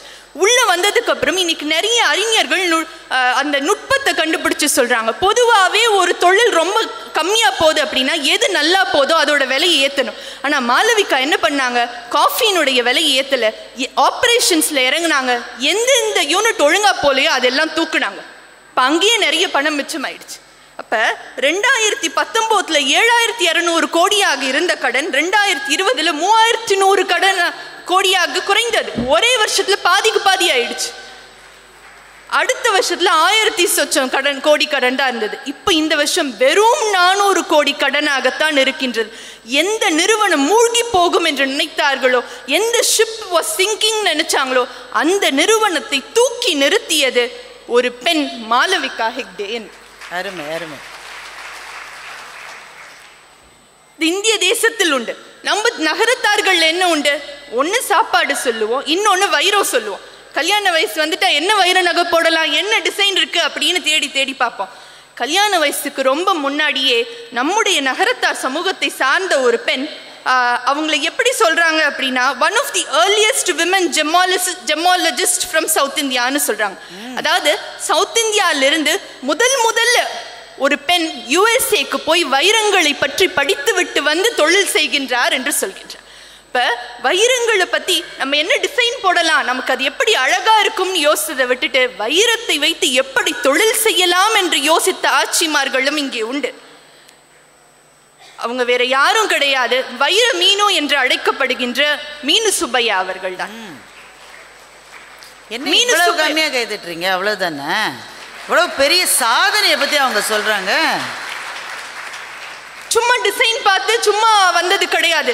பல்வேறு இடங்களில் வைரங்களை பற்றி படித்திருக்கின்றார். யுஎஸ்ஏல படிச்சிருக்காங்க, அடுத்து பாம்பேல இருக்கக்கூடிய ஜெமாலஜிக்கல் இன்ஸ்டிடியூட் ஆஃப் இந்தியாவில் படிச்சிருக்காங்க, யூகேல படிச்சிருக்காங்க. இதில் ஒரு ஆச்சரியமான விஷயம் என்னன்னா, அவங்க யூகேக்கு விசா, ஒரு ஃபாரினுக்கு கிராஜுவேஷன் வாங்குறதுக்கு விசா அப்ளை பண்ணும்போது அந்த காலத்தில் அங்கே இருந்த ஆஃபீஸர்ஸே படிக்கிறதுக்காக விசா அப்ளை பண்ணுறீங்களா அப்படின்னு கேட்டிருக்காங்க. அதுவும் குறிப்பா ஒரு பெண் இந்த சவுத் இந்தியாவில் வந்து படிக்கிறதுக்காக விசா அப்ளை பண்றாங்க அப்படின்றத ரொம்ப ஆச்சரியமா பார்த்துருக்காங்க. இன்னைக்கு எம்எஸ்டி மீனு சுப்பையா டைமண்ட்ஸ் அப்படின்றது சென்னையில் இருக்கு, கோயம்புத்தூர்ல இருக்கு, திருச்சியில இருக்கு, யுஎஸ்ஏல கூட இருக்கு. 25 ஆண்டுகளாக மிக மிக வெற்றிகரமான ஒரு தொழிலதிபராக வலம் வந்து கொண்டிருக்கின்றார். நடுவர் அவர்களே, ஸ்கில்ஸ் ஆஃப் ஆண்டர்பிரனர்னு சொல்லிட்டு நிறைய ஸ்கில்ஸ் சொல்றாங்க. அதில் பல ஸ்கில்ஸ் 50%க்கு மேலே இயல்பாகவே பெண்ணுக்கு உண்டு. ஒன்று நெகோஷியேட்டிங், பேரம் பேசு, இல்லை சமாதானம், ஒரு சமாளிக்கணும். நம்ம வீட்டில் யாராவது காய் வாங்க போகிறோம் அப்படின்னா, இல்லை நீங்கள் போக வேண்டாம், அவங்க முகத்தை பார்த்தாலே அப்பாவியாக தெரியுது, நான் போய் பேரம் பேசி வாங்கிட்டு வந்துடுறேன்னு சொல்லுவாங்க ஆச்சிமார். அவங்க போய் வாங்கிட்டு வந்தாலும் குறை சொல்லுவாங்க. அது வேற டிபார்ட்மெண்ட், அது ஆப்ரேஷன்ஸ். ரிசால்விங் கான்ஃப்ளிக்ட்ஸ் வேணும்னு சொல்றாங்க. 2 பேருக்கு சண்டை வந்துருச்சுன்னா அதை சமாதானம் பண்ணணும். இது ஆண்டாண்டு காலமாக பெண்கள் குடும்பங்களில் பண்ற விஷயம்தான். ஃபினான்ஷியல் மேனேஜ்மெண்ட்னு சொல்றாங்க. நம்ம வீட்டு கடுகு டப்பாலையும் பருப்பு டப்பாலையும் எப்பயுமே எப்படி காசு இருக்கு, அம்மாவனுடைய கைவண்ணம் தான் அத்தனையும். ஸ்ட்ராட்டஜிக் திங்கிங்னு வேணும் சொல்றாங்க. அது இயல்பாகவே பெண்ணுக்கு உண்டு. வீட்டில் 8 பேருக்கு தான் காஃபி போடுற அளவுக்கு இருக்கும். திடீர்னு 10 பேர் வந்துட்டாங்கன்னா 10 காஃபி வரும். எப்படி வரும்? அவங்களுக்கு எப்படி சமாளிக்கணும்னு தெரியும். இப்போ இயல்பாகவே இந்த பண்புகளும் இந்த குணநலங்களும் பெண்களுக்கு உண்டு. அருமை. அப்ப எதை நம்ம இம்ப்ரூவ் பண்ணா தொழிலதிபராக இன்னும் உயரலாம், அதற்கும் சொல்கின்றார்கள். என்ன பெண் பண்ண மாட்டா? டெலிகேட் பண்ண மாட்டா வேலை. எல்லா வேலையும் நான் தான் பார்ப்பேன் எங்க வீட்டில். ஏன்னா எனக்கு வேலைக்காரக்க வந்து பார்த்தாலும் எனக்கு பிடிக்காது, நான் தான் பார்ப்பேன் அப்படின்னு சொல்லிட்டு ஒத்த காலில் நிற்கிறவங்க பெண்கள். அப்போ ஒரு பிஸ்னஸ்குள்ளே வரணும் அப்படின்னா வேலையை டெலிகேட் பண்ணி கொடுக்கணும். அந்த வேலை டெலிகேஷன் ரொம்ப பெண்ணுக்கு முக்கியம்னு சொல்கிறாங்க. இன்னொன்று, சிறிய அளவுலேயே எல்லாத்தையுமே யோசிச்சுட்டு அந்த ரிஸ்க் டேக்கிங் அப்படின்ற அந்த ஸ்கில்லை வளர்த்துக்கணும்னு சொல்கிறாங்க. ஒரே ஒரு செய்தியை சொல்லி நிறைவு செய்கின்றேன் நடுவர் அவர்களே. பொதுவாகவே வந்து பெண்ணுக்கு மேக்கப் போடுறதுனா ரொம்ப பிடிக்கும். இந்த காலம் அந்த காலம் இல்லை, சங்க காலத்திலேருந்தே இருக்கு. ஆமாம். பரிபாடல்ல ஒரு பாட்டு வருது. வைகையை வரவேற்கிறதுக்காக போகும்போது செம்பஞ்சு குழம்ப நகங்களையும் இதழ்களையும் தடவிட்டு போனாங்கன்னு வருது. அதாவது நெயில் பாலிஷும் லிப்ஸ்டிக்கும் அந்த காலத்துல இருந்தே இருந்திருக்குன்னு ஒரு வரி உண்டு. மேக்கப் போடுறதுனா பெண்ணுக்கு எப்பயுமே பிடிக்கும். இப்போ கூட சமீபத்தில் விவாதங்கள் எல்லாம் 7000 ரூபாய்க்கு மேக்கப், 8000 ரூபாய்க்கு மேக்கப்னு அது செலவு சார்ந்த ஒன்றாகத்தான் பார்க்கின்றார்.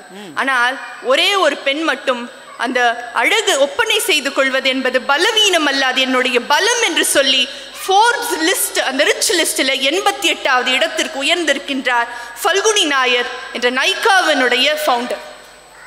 நைகா அப்படின்ற சான்ஸ்கிரிட் வேர்டில் நாயகி என்று பொருள். என்ன பண்ணாங்க அவங்க? 20 வருஷமா கொட்டக் மஹிந்திரால ஒரு மிகப்பெரிய போஸ்ட்ல இருந்திருக்காங்க. It was a well established career. அதை டிஸ்கண்டினியூ பண்ணிட்டு அங்கிருந்து வந்து நான் ஒரு தொழில் ஆரம்பிக்க போறேன் அப்படின்னு சொல்லிட்டு தனக்கு பிடித்தமான மேக்கப்பையும் வளர்ந்து வருகின்ற ஆன்லைனையும் ஒன்னா சேர்த்து கம்பைன் பண்ணி ஒரு மேக்கப் ஆரம்பிக்கிறாங்க. மேக்கப்னா செலவு அப்படின்றத மாத்தி மேக்கப் மூலமா 22,000 கோடி கிட்டத்தட்ட ஒரு பெண்ணால் சம்பாதிக்க முடியும் என்றால் அதுதான் பெண். அவங்க சம்பாதிச்சாங்கம்மா, ஷேர் பிரைஸ் தான் ரொம்ப இறங்கி போச்சு நைக்காவோட. அவங்க சொல்றாங்க think big but start small அப்படின்னு சொல்றாங்க. இது நைக்காவனுடைய கதை. இன்னும் நிறைய கதைகள் செட்டியார்கள் நகரத்தார்களே உண்டு. காரைக்குடி அன்னலட்சுமி ரெஸ்டாரண்ட்னு ஒன்று உண்டு. கோவிலூர் ஆதீனம் அவர்களுடைய தலைமையிலே ஆரம்பிக்கப்பட்டது. இன்று முழுக்க பெண்களாலேயே நடத்தி கொண்டு வரப்படுகின்றது. காரைக்குடி, தஞ்சாவூர், கோயம்புத்தூர் இந்த மாதிரி பல இடங்கள்ல உண்டு. இப்போ அவங்களுக்கு ஃபோன் பண்ணி ஏதாவது ஆர்டர் பண்ணணும் அப்படின்னா ஃபர்ஸ்ட் எண் 1 எழுத்துங்கள், எண் 2 எழுத்துங்கள், எண் 3 எழுத்துங்கள்ன்ற அளவுக்கு அவங்களுடைய பிஸ்னஸ் விரிஞ்சிட்டே போயிடுச்சு. கேட்டரிங் சர்வீஸ் பண்ணுறாங்க, தினமும் கொண்டு வந்து கொடுக்குறாங்க. அது போக அந்த பலகாரங்களும் சேர்ந்து பண்ணுறாங்க. 20-23 வருஷமா பெண்களாலேயே நடத்தப்பட்டு மிக சக்ஸஸ் ஆக இருக்கக்கூடிய ஸ்டோரிஸ்ன்றது நிறைய இந்த உலகத்திலே இருக்கின்றது. ஏன் இதை செய்ய வேண்டும் அப்படின்னா, ஒரு காலத்திலே பெண் என்பவள் மெழுகுவர்த்தியாக பார்க்கப்பட்டால், தான் உருகி பிறருக்கு கொடுக்கின்ற மெழுகுவர்த்தியாக பார்க்கப்பட்டால். ஆனால் இன்றைய பெண்கள் என்பவர்கள் மெழுகுவர்த்திகள் அல்ல, தானும் பிரகாசித்து அடுத்தவர்களையும் பிரகாச வைக்கும் சூரியனாக நாங்கள் இருக்க வேண்டும் என்று நினைக்கிறார்கள். அருமை. ஏன் இந்த கட்டாயம் வந்தது, ஏன் இந்த நிர்பந்தம் வந்தது என்றால், அடுத்த தலைமுறையின் வந்து அடடா அம்மா நீ வீட்டிலே உட்கார்ந்துட்டே நீ எவ்வளோ நல்ல காரியம் பண்ணியிருக்கன்னு கேட்க போவதில்லை. அவங்க அம்மா அவ்வளோ பெரிய ஆளா இருக்கா, நீ என்ன பண்ண அப்படின்ற கேள்விதான் வருகின்றது. அதனால் மெழுகுவர்த்தியாக இருப்பதை விட்டுவிட்டு சூரியனாக, அதுவும் நம்ம எல்லாருக்கும் பரம்பரையாக பழக்கப்பட்ட தொழிலதிபராக இன்னும் நிறைய பெண்கள் சாதிக்க வேண்டும், இன்னும் மேலே வளர வேண்டும் என்று சொல்லி நல்ல வாய்ப்பிற்கு நன்றி கூறி விடைபெறுகிறேன். நன்றி, வணக்கம். அருமை. தெய்வானை மிகச்சிறப்பாக பேசியிருக்கிறார். நீங்க இன்னும் நல்லா அவங்கள கைத்தட்டி பாராட்டலாம். தெய்வானை சொன்னதுல 2-3 விஷயம் ஜஸ்ட் கிரக்ஸை மாத்திரம் நான் சொல்ல போறேன். ஆண்டர்பிரினோரியல் ஸ்கில்ஸ் என்பது இயல்பாக பெண்களுக்கு இருக்கிறது என்று சொன்னார்கள். உண்மை. அந்த காஃபி டே கதையை பற்றி சொன்னாங்க, கேட்டிங்களா நீங்கள்? நம்ம எல்லாரும் பேப்பரில் படித்தோம், யூடியூப்பில் பார்த்தோம்ல. 7,000 கோடி கடன் வைத்த ஒரு ஆண் அந்த கடன் இருக்கிறதே என்கின்ற அந்த சுமையை தாங்க முடியாமல் தற்கொலை செய்து கொண்டார். வருத்தத்துக்குரிய விஷயம். உடனே எல்லாரும் என்ன நினைத்தார்கள், வந்த விலைக்கு பிசினஸை வித்துட்டு இந்த அம்மா துண்டை காணும் துணியை காணும்னு ஓடுன்னு நினைச்சாங்க. அந்த அம்மா அதை கையில் எடுத்து ஒரே வருஷத்தில் 7,000 கோடியை 3,000 கோடியா குறைத்தார்கள் கடனை. எப்படிங்க? எப்படி? அவரால் செய்ய முடியாதுன்றதா? அவருக்கு திறமை இல்லையா? அவர் தானே அந்த பிசினஸ் சாம்ராஜ்யத்தை கட்டி எழுப்பியவர். அவர் தானே. அவன் சொல்ற தப்பா எடுத்துக்கலன்னு சொல்றேன். ஆண்கள்கிட்ட ஒரே ஒரு சின்ன பிரச்சனைங்க, யார்கிட்டையுமே ஆலோசனை கேட்க மாட்டேன்.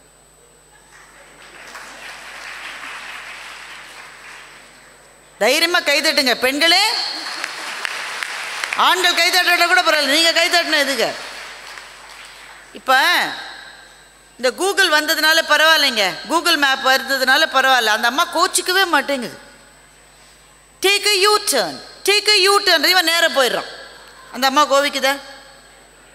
You go for another 100 kilometers and take a U-turn. இதுவே வீட்டுக்காரமா இருந்தால் நான் சொல்கிறேன்ல திரும்ப, நீ ஏன் கேட்க மாட்டேங்கிற? நீ வெளுத்து எடுத்துருக்கோம். ஆனால் கூகுள் இல்லாத காலத்தில் என்ன பெண் டிரைவ் பண்ணுறான்னு வச்சுக்கோங்க, கம்மி தான். ஆனால் டிரைவ் பண்ணனா ஒவ்வொரு 5 நிமிஷத்துக்கும் நிறுத்தி வழி கேட்டு இப்படியே போயிடுவா.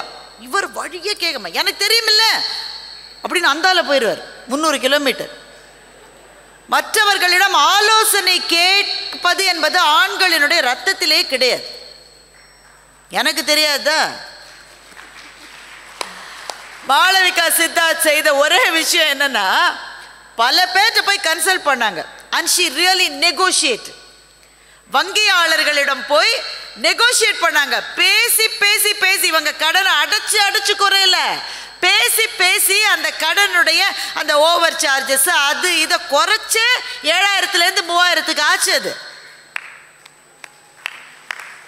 இப்போ இவங்க கேட்க போறாங்கல்ல, எல்லாரும் ஒத்துப்பாங்களா? சொல்லுங்க. நீங்கள்லாம் எவ்வளவோ வங்கி, உங்களே வங்கியாளர்கள் இருக்கீங்க, எவ்வளவோ பேங்கர்ஸோட நீங்கள் பேசுகிறீங்க, நானே ஒரு பேங்கர் தான். வந்து கேட்ட உடனே ஆஹா தாயே நீ கேட்டு விட்டாய், நான் உடனே கடனை குறைத்து அப்படியே சொல்லுவாங்க. போமா வேலையை பார்த்துக்கிட்டு எவ்வளோ பேர் இருக்காங்க, கட்ட முடிஞ்சா கட்டி இல்லாட்ட வித்துட்டு போ அப்படி தானே சொல்லுவாங்க. அவமானத்தை கடித்து விழுங்கினார் மாளவிகா. திரும்ப திரும்ப திரும்ப போய் கேட்டார், என்னை நம்பி 10,000 குடும்பம் இருக்குங்க, தயவு செஞ்சு குறைச்சிருங்கன்னு கேட்டு கேட்டு கேட்டு நெகோஷியேட் பண்ணி தான் 7,000லேருந்து 3,000 ஆச்சு. இந்த திறமை பெண்ணிடம் இயல்பிலேயே இருக்கிறது. தனக்காக மட்டும் இல்லாமல் தன் குடும்பத்துக்காக என்று யாரிடமும் போய் பேசுவதை பெண்கள் தள்ளி போடவே மாட்டார். அதுதான் woman is a natural entrepreneur. இப்போ எங்கள் வீட்டிலலாங்க நான் எங்கள் அம்மாட்ட சொல்லுவேன், அம்மா இன்னைக்கு 20 பேர் சாப்பிட வராங்கம்மா, 3 பேர் தான் வரும்.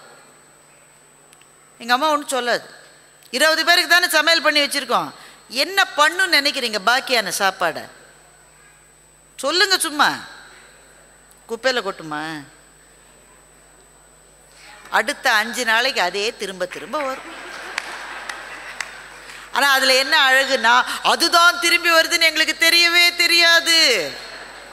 வேற வேற பேரில் வரும், வேற வேற கலரில் வரும், வேற வேற வாசனையில் வரும். இதில் கடுகை தாளிக்கும், அதில் மிளகை தாளிக்கும். அதையே அது முடியற மட்டும் அதைத்தான் நாங்கள் சாப்பிடுவோம். ஆனால் எங்களுக்கு தெரியவே தெரியாது. அம்மா இன்னைக்கு நீ புதுசாக ஒன்று செஞ்சு எவ்வளவு நன்றாக இருந்தது. புதுசாக செஞ்சது இல்லைம்மா, 4 நாள் முன்னாடி செஞ்சது. ரிவர்ஸும் நடக்கும். அம்மா என் ஃப்ரெண்ட்ஸ் இன்னைக்கு 5 பேர் சாப்பிட வராங்கம்மா, ஷியோராக தெரியுமா? 5 பேர் தான். 5 பேர் தான்ம்மா, அதுக்கு மேலே வரமாட்டான். 20 பேர் வரும்.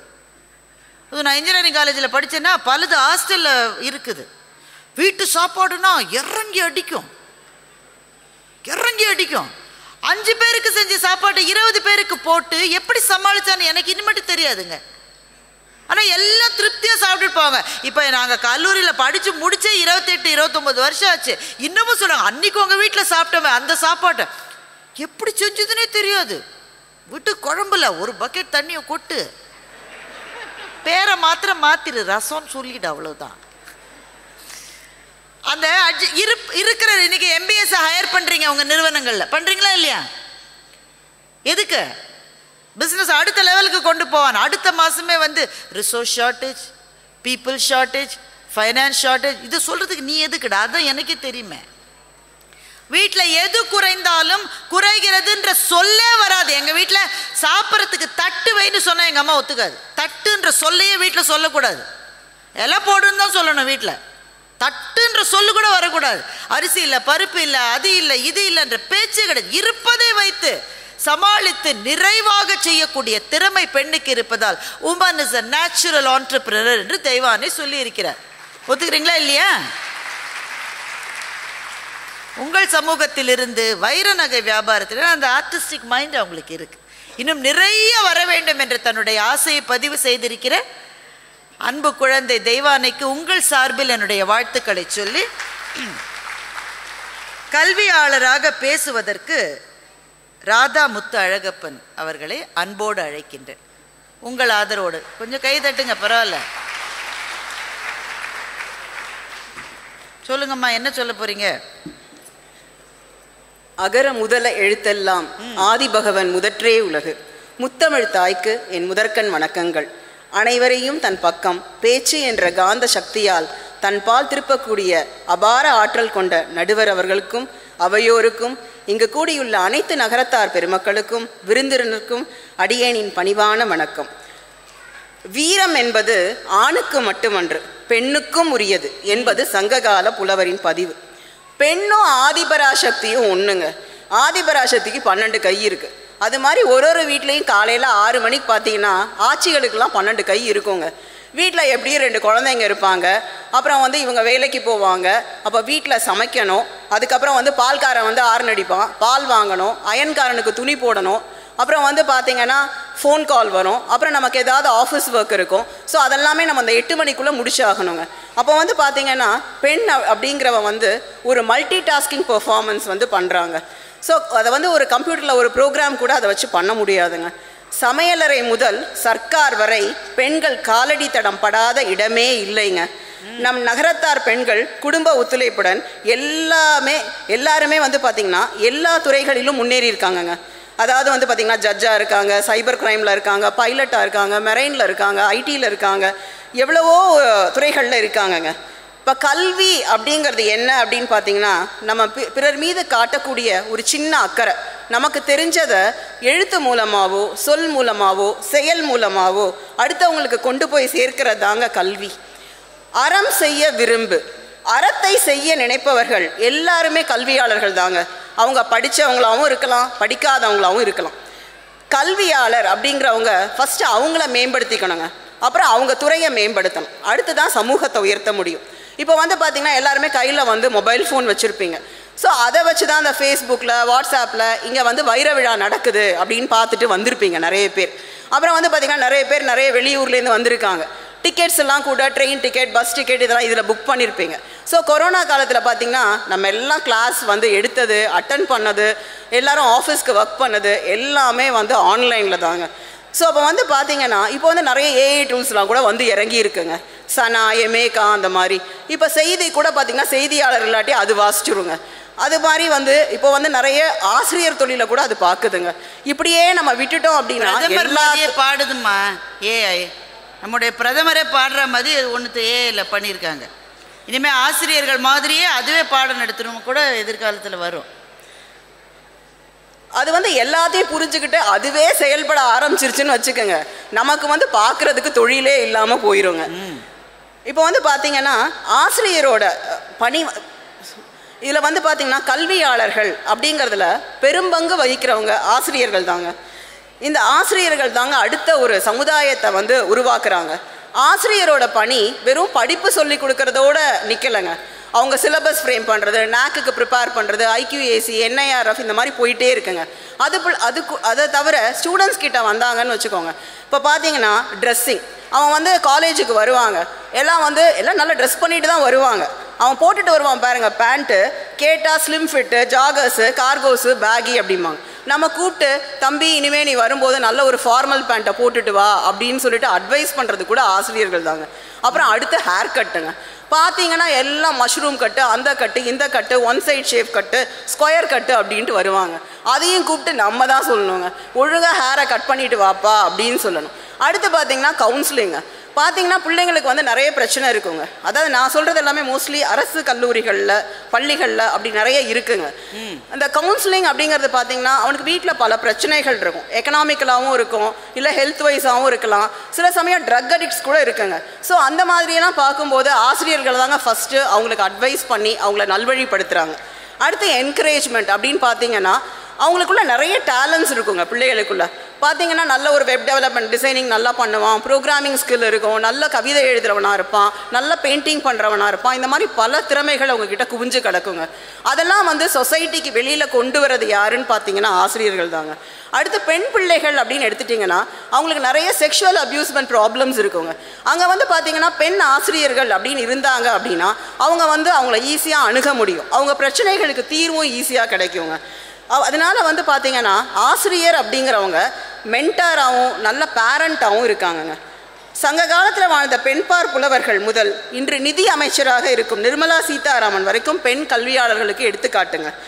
அதில் நான் வியந்த 2 பேரை பற்றி உங்ககிட்ட பகிர வந்திருக்கேன். இந்த ஆசிரியர் தொழில் அப்படிங்கிறது வந்து யாருமே வந்து அவ்வளோ சீக்கிரம் வந்து வரல அந்த பணி. அதுக்காக நிறைய பேர் போராடி இருக்காங்க, கஷ்டப்பட்டிருக்காங்க.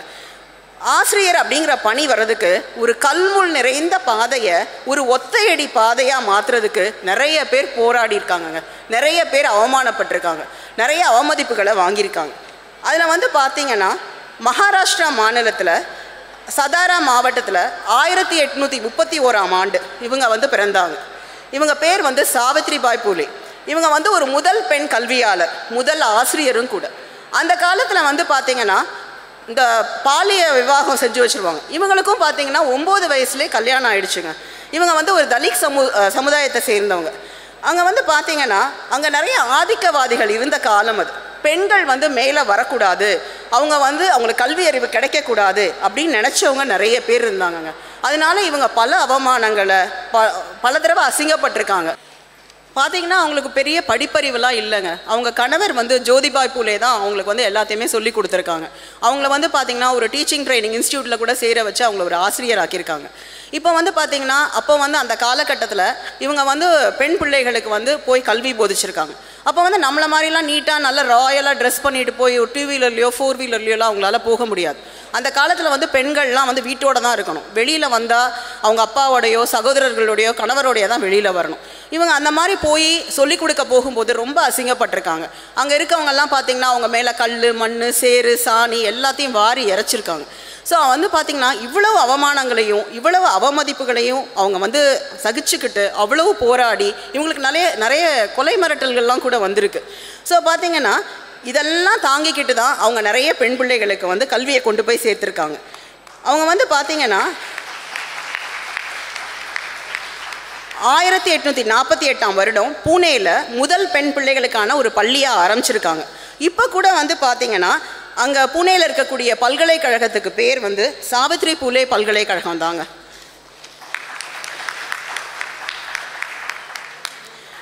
அடுத்து வந்து பார்த்திங்கன்னா நம்மளாம் ரொம்ப பாதிக்கப்பட்டிருக்கிறது இந்த இயற்கை சீற்றத்தினால.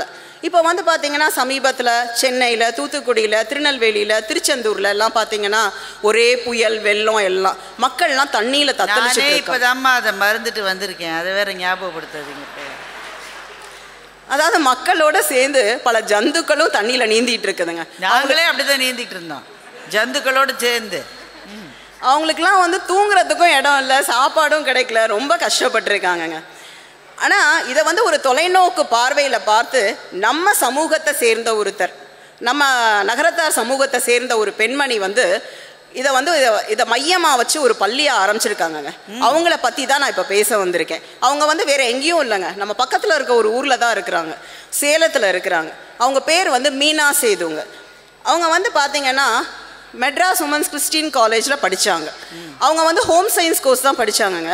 அவங்களுக்கு வந்து சைல்டு டெவலப்மெண்ட் அப்படின்னு ஒரு பேப்பர், அதில் வந்து லேப் இருந்தது. அதில் பார்த்திங்கன்னா அந்த லேப் அன்னைக்கு வாரத்தில் 2 நாள் அப்போ பக்கத்தில் இருக்கக்கூடிய நர்சரி ஸ்கூலுக்கு கூட்டிகிட்டு போவாங்க. அப்படி கூட்டிகிட்டு போகும்போது அவங்களுக்கு அந்த சின்ன குழந்தைங்களோட இருக்கிறதெல்லாம் ரொம்ப பிடிச்சிது. அப்புறம் வந்து அவங்களுக்கு திருமணம் ஆயிடுச்சு, சேலத்தில் வந்து செட்டில் ஆகிட்டாங்க. அப்படி செட்டில் ஆகும்போது அவங்களுக்கு 2 குழந்தைங்க. ஃபஸ்ட்டு குழந்தைய பக்கத்தில் இந்த ஸ்கூலில் போட்டாங்க, 2வது குழந்தையும் பக்கத்தில் போடும்போது ப்ரீகேஜிலாம் அங்கே எதுவுமே கிடையாதுங்க. அதனால வந்து அந்த எல்கேஜியில் தான் சேர்த்துக்கிட்டாங்க. அவங்களுக்கு என்னமோ அந்த கரிக்குலம் அதெல்லாம் வந்து அவ்வளோ சந்தோஷத்தை தரல. ஸோ அவங்களுக்கு உடனே தோணுச்சு, ஏன் நம்ம ஒரு பள்ளியை ஆரம்பிக்கக்கூடாது அப்படின்னு சொல்லிட்டு அவங்க வந்து அவங்க குடும்பத்தாரோட ஒத்துழைப்போட அவங்க வீட்டிலே இருந்த கார் ஷெட்டில் ஒரு ஸ்கூலை ஸ்டார்ட் பண்ணாங்கங்க 1981ஆம் ஆண்டு. அப்போ வந்து பார்த்திங்கன்னா அவங்க குழந்தையோட 3 பிள்ளைங்க வெளியிலேருந்து வந்தாங்க. 4 பிள்ளைங்களோட தான் வந்து அவங்க அந்த ஸ்கூலை ஸ்டார்ட் பண்ணாங்கங்க. அப்புறம் அது 20 ஆச்சு, அது 500 ஆச்சு, அப்புறம் 1200 ஆச்சு. அதுதான் கோல்டன் கேட்ஸ் மெட்ரிகுலேஷன் ஸ்கூல். அப்புறம் அங்கே படித்த மாணவர்களோட பெற்றோர்களோட இன்சிஸ்டன்ஸ்னால அவங்க வந்து ஒரு சிபிஎஸ்சி ஸ்கூல் ஆரம்பித்தாங்க. அதுதான் எமரால்டு வேலி பப்ளிக் ஸ்கூல். அதுவும் அதே மாதிரி 1200 பிள்ளைங்க இப்போ படிக்கிறாங்க. மெதுவாக தான் அதுவும் க்ரோ ஆச்சு. அப்போ வந்து பார்த்திங்கன்னா அதுக்கு நடுவில் அங்கே இருக்க பிள்ளைங்கள அவங்க இந்த ட்ரீ பிளான்டேஷன், அதுக்கு அப்புறம் வந்து பார்த்திங்கன்னா அங்கே பக்கத்தில் ஒரு மூக்கநேரி லேக்குன்னு ஒன்று இருக்குது சேலத்தில், அதை ஒட்டின பார்க்கு, இதெல்லாம் வந்து அவங்க பிள்ளைங்களை வச்சு வாலண்டரி கிளீனிங் அதெல்லாம் வந்து பண்ணி கொடுத்து இன்னமும் மெயின்டைன் பண்ணிகிட்டு இருக்காங்க. இது போக வந்து பார்த்திங்கன்னா ஒரு சமீப காலத்தில் அவங்க வந்து கோல்டன் கேட் எர்த் ஸ்கூல் அப்படின்னு சொல்லிட்டு ஒன்று ஆரம்பிச்சிருக்காங்க. எனக்கு அப்படியே அதை பார்க்கும்போது ரொம்ப வியப்பாக இருந்துச்சுங்க. யூடியூப்பில் அதில் தான் நான் பார்த்தேன். ரொம்ப வியப்பாக இருந்துச்சு, இப்படியும் பண்ண முடியுமா நம்ம நினைக்கிறதெல்லாம் அப்படின்னு சொல்லிட்டு. A great salute to her. அவங்க வந்து பார்த்திங்கன்னா ஒரு ஆலமரத்தை மையமாக வச்சு தான் அந்த பள்ளியை அமைச்சிருக்காங்க. அங்கே பார்த்தீங்கன்னா அந்த இருக்க மரத்தெல்லாம் அவங்க எதையுமே எடுக்கவே இல்லைங்க. சுற்றி அத்தனை கிளாஸ் ரூம்ஸ் எல்லாத்துலேயுமே இயற்கை வெளிச்சவங்க. அப்புறம் அந்த பிள்ளைங்க போட்டிருக்க யூனிஃபார்ம்லாம் பார்த்தீங்கன்னா வெஜ் டையால் செய்யப்பட்டதுங்க. அப்புறம் அவங்க யூஸ் பண்ணுற பேப்பர்ஸ் எல்லாமே ரீசைக்ளிங் பேப்பர்ஸ். அதுக்கப்புறம் வந்து பார்த்தீங்கன்னா அங்கேயே வந்து ஒரு பயோகேஸ் யூனிட்டும் வச்சுருக்காங்க. அப்புறம் ஒரு ஸ்போர்ட்ஸ் கிளப்பும் வச்சுருக்காங்க. எந்தெந்த பிள்ளைங்களுக்கு எந்தெந்த ஸ்போர்ட்ஸ் இன்ட்ரெஸ்ட்டோ அதில் அவங்க சேர்ந்துக்கலாம், எந்த கம்பல்ஷனும் கிடையாது. சிலபஸ் பார்த்திங்கன்னா ரொம்ப ஒரு மைல்டான சிலபஸ். இது போக லைஃப் ஸ்கில் ப்ரோக்ராம்ஸ் அப்படின்னு சொல்லிட்டு நிறைய அதில் வச்சுருக்காங்க. இப்போ வந்து பார்த்திங்கன்னா அங்கேயே ஒரு பயோகேஸ் யூனிட் இருக்குது. அப்புறம் இந்த பிள்ளைங்களுக்குலாம் பஞ்சகவ்யம் கூட எப்படி தயாரிக்கிறது அப்படின்னு தெரியும்னா பார்த்துக்கோங்களேன். அதை கையில் கலக்கிறதுக்கு கூட அவங்களாம் அருவருப்பு பட மாட்டாங்க. அந்த மாதிரி ஒரு அவேர்னஸ் கொடுத்துருக்காங்க. அப்புறம் அந்த பிளாஸ்டிக் யூஸ் பண்ணக்கூடாதுங்கிறதுக்கு ஒரு பெரிய அவேர்னஸ் கொடுத்து அப்புறம் நம்ம அதை ஸ்க்ரப் எல்லாம் வச்சுருப்போம் பார்த்தீங்களா, அதை தேங்காய் நாரில் எப்படி செய்கிறது, எப்படி வந்து குளியல் பவுடர் வந்து தயாரிக்கிறது, டிஷ்வாஷ் பவுடர் எப்படி தயாரிக்கிறது, சீயக்காய் பவுடர் எப்படி தயாரிக்கிறது, இதெல்லாம் சொல்லி கொடுத்துருக்காங்கங்க. இந்த பிள்ளைங்க என்ன பண்ணுறாங்கன்னா வாரம் ஒரு தடவை வெளியில் போயிட்டு கூட்டிகிட்டு போய் அவங்கள ட்ரீ பிளான்டேஷன் எல்லா இடத்துலையும் பண்ண வைக்கிறாங்க. அப்புறம் நீர்நிலைகளுக்கெல்லாம் கூட்டிகிட்டு போய் அதை எப்படி சுத்திகரிக்கணும் அந்த மாதிரி ஒரு அவேர்னஸ் கொடுக்குறாங்க. எப்படி தண்ணியை சேமிக்கணும் அப்படின்னு சொல்லி கொடுக்குறாங்க.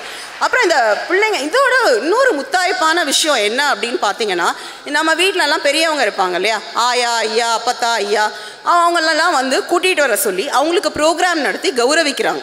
அதே மாதிரி தான் அவங்க வீட்டில் இருக்கக்கூடிய ஹெல்ப்பர்ஸ் நமக்காக வேலை செய்கிறாங்க பார்த்தீங்களா, அவங்களையும் வந்து அந்த மாதிரி கௌரவிக்கிறாங்க. ஸ்கூலில் வேலை பார்க்குற ஸ்கேவஞ்சர்ஸ் அவங்களையும் கூப்பிட்டு இந்த மாதிரி கௌரவிக்கிறாங்க. அதனால பிள்ளைங்களுக்கு எப்படி நம்ம மதிப்பு கொடுக்கறது, மரியாதை கொடுக்கறது எல்லாம் கற்றுக்குறாங்கங்க. அப்புறம் இன்னொன்று என்ன அப்படின்னு பார்த்தீங்கன்னா, பக்கத்தில் இருக்க கிராமங்களுக்கு அந்த பிள்ளைங்களை மாதத்துக்கு ஒரு தடவை கூட்டிகிட்டு போகிறாங்க. அங்கே போயிட்டு எல்லாருக்கும் அந்த அவேர்னஸ் கொடுக்குறாங்க. ஏன் பிளாஸ்டிக்கை யூஸ் பண்ணால் என்ன பிரச்சனை அப்படின்லாம் சொல்கிறாங்கங்க. இப்போ பார்த்தீங்கன்னா இதனால் ஆக்சுவலாக நம்மளோட இயற்கை அப்படிங்கிறது வந்து இப்போ வந்து ரொம்ப மாசுபட்டிருக்கு. ஸோ இதனால் 1008 வியாதிகள் வருது. அதாவது இப்போ டெக்னாலஜி நல்ல முறையில் டெவலப் ஆகிடுச்சு, ஆனால் வந்து எல்லாருக்கும் நோய் அதிகமாக வருது. எங்கே திரும்பினாலும் வந்து ஹெல்த் ப்ராப்ளம்ஸுங்க, வீசிங், ஆஸ்மா, அதை பார்த்தீங்கன்னா லங் கேன்சர், அந்த கேன்சர் இந்த கேன்சர்னு வருதுங்க. ஸோ இந்த லங் கேன்சர்லாம் மெயினாக வர்றதுக்கு வந்து இந்த பொல்யூஷன் தாங்க காரணம். ஸோ நம்ம வந்து இந்த இயற்கையை வந்து சீர் செஞ்சால் மட்டுமே நம்மளால் ஹெல்த்தியாக வாழ முடியும். நம்ம நகரத்தாரெலாம் வந்து பார்த்திங்கன்னா நம்ம வந்து ஒரு பெரிய கொடைவல் நம்ம கல்விக்கு கோயில்களுக்கெல்லாம் அள்ளி அள்ளி கொடுக்குறோங்க. அதே மாதிரி இந்த இயற்கையை பாதுகாக்கிறதுலையும் நம்ம வந்து ஒரு அடி எடுத்து வச்சோம் அப்படின்னா நம்ம சுற்றுச்சூழலே அழகாக இருக்கும், ரம்யமாக இருக்கும், எல்லாரும் ஆனந்தமாக வாழலாங்க. வாய்ப்புக்கு நன்றி.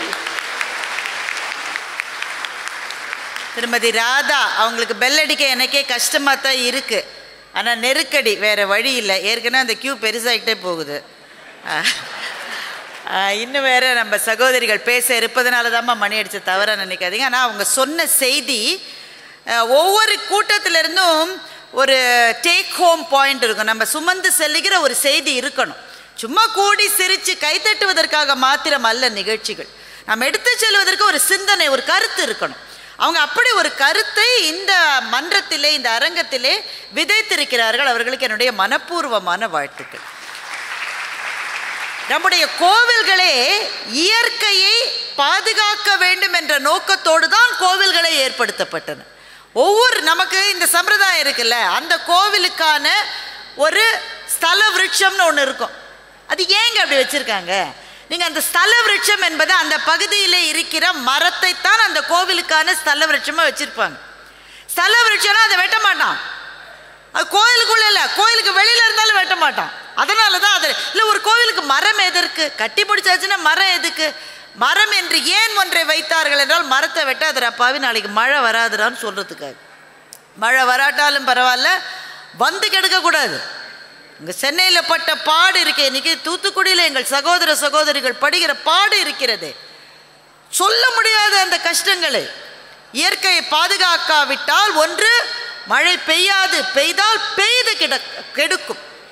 அதனால்தான் ஆண்டாள் திருப்பாவையிலே சொல்லுகிறாள், ஆழிமழை கண்ணா ஒன்று நீ கைகரவேல் ஆழியுட்புக்கு முகந்து கொடு ஆர்த்து ஏறி ஊழி முதல்வன் உருவன் போல் மெய்கருத்து பாழியன் தோளுடை பத்மநாபன் கையில் ஆழி போல் மின்னி வலம்புரி போல் நின்றதிர்ந்து தாழாதே சார்ங்கம் உதைத்த சரமழை போல் வாழ உலகினில் பெய்திடாய். நாங்கள் வாழற அளவு பெய்ப்பா நீ, நாங்கள் சாகர மாதிரி பெய்யாதன்னு பொருள் அந்த திருப்பாவைக்கு.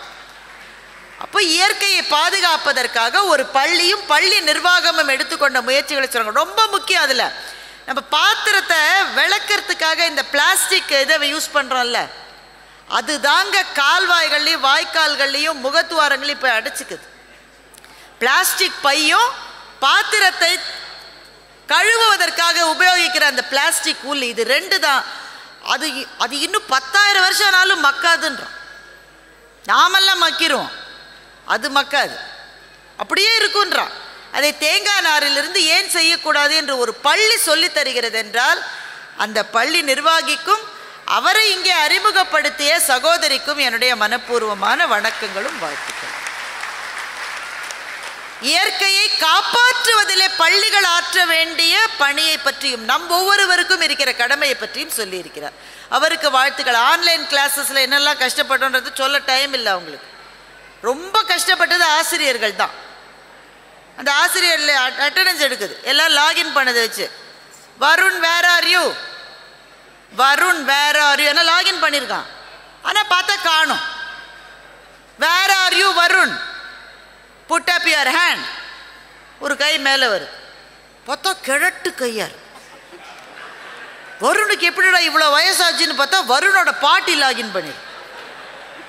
ஆசிரியர்கள் என்ன பாடுபட்டாங்க தெரியுமா?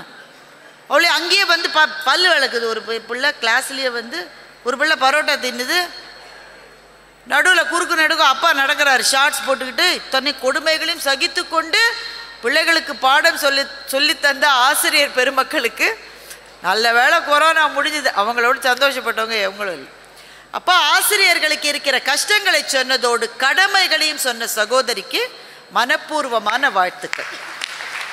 நம்ம வேகமாக போக வேண்டியிருக்கு. நிர்வாக அதிகாரியாக என்று திருமதி காரைக்குடி மீனா அவர்கள் பேச போகிறார்கள். அவர்களை அன்பு பாராட்டி அழைக்கின்றேன். கொஞ்சம் நீங்கள் என்ன உற்சாகமாக இருக்கணும், ஏன்னா புது புது செய்திகளை தெரிந்து கொள்ளுகிறோம். சாவித்ரிபாய் பூலேவை பற்றி சொன்னாங்க. ஒரே ஒரு நிமிஷம் மீனா, அதை மட்டும் சொல்லிடுறேன். சாவித்ரிபாய் பூலே ஒவ்வொரு நாளும் பள்ளிக்கு போகும்போது ஒரு எக்ஸ்ட்ரா சாரியும் ப்ளவுஸும் எடுத்துகிட்டு போவாங்களாம். இந்த செய்தியை படித்த உடனே எனக்கு ரொம்ப எரிச்சலாக இருந்தது.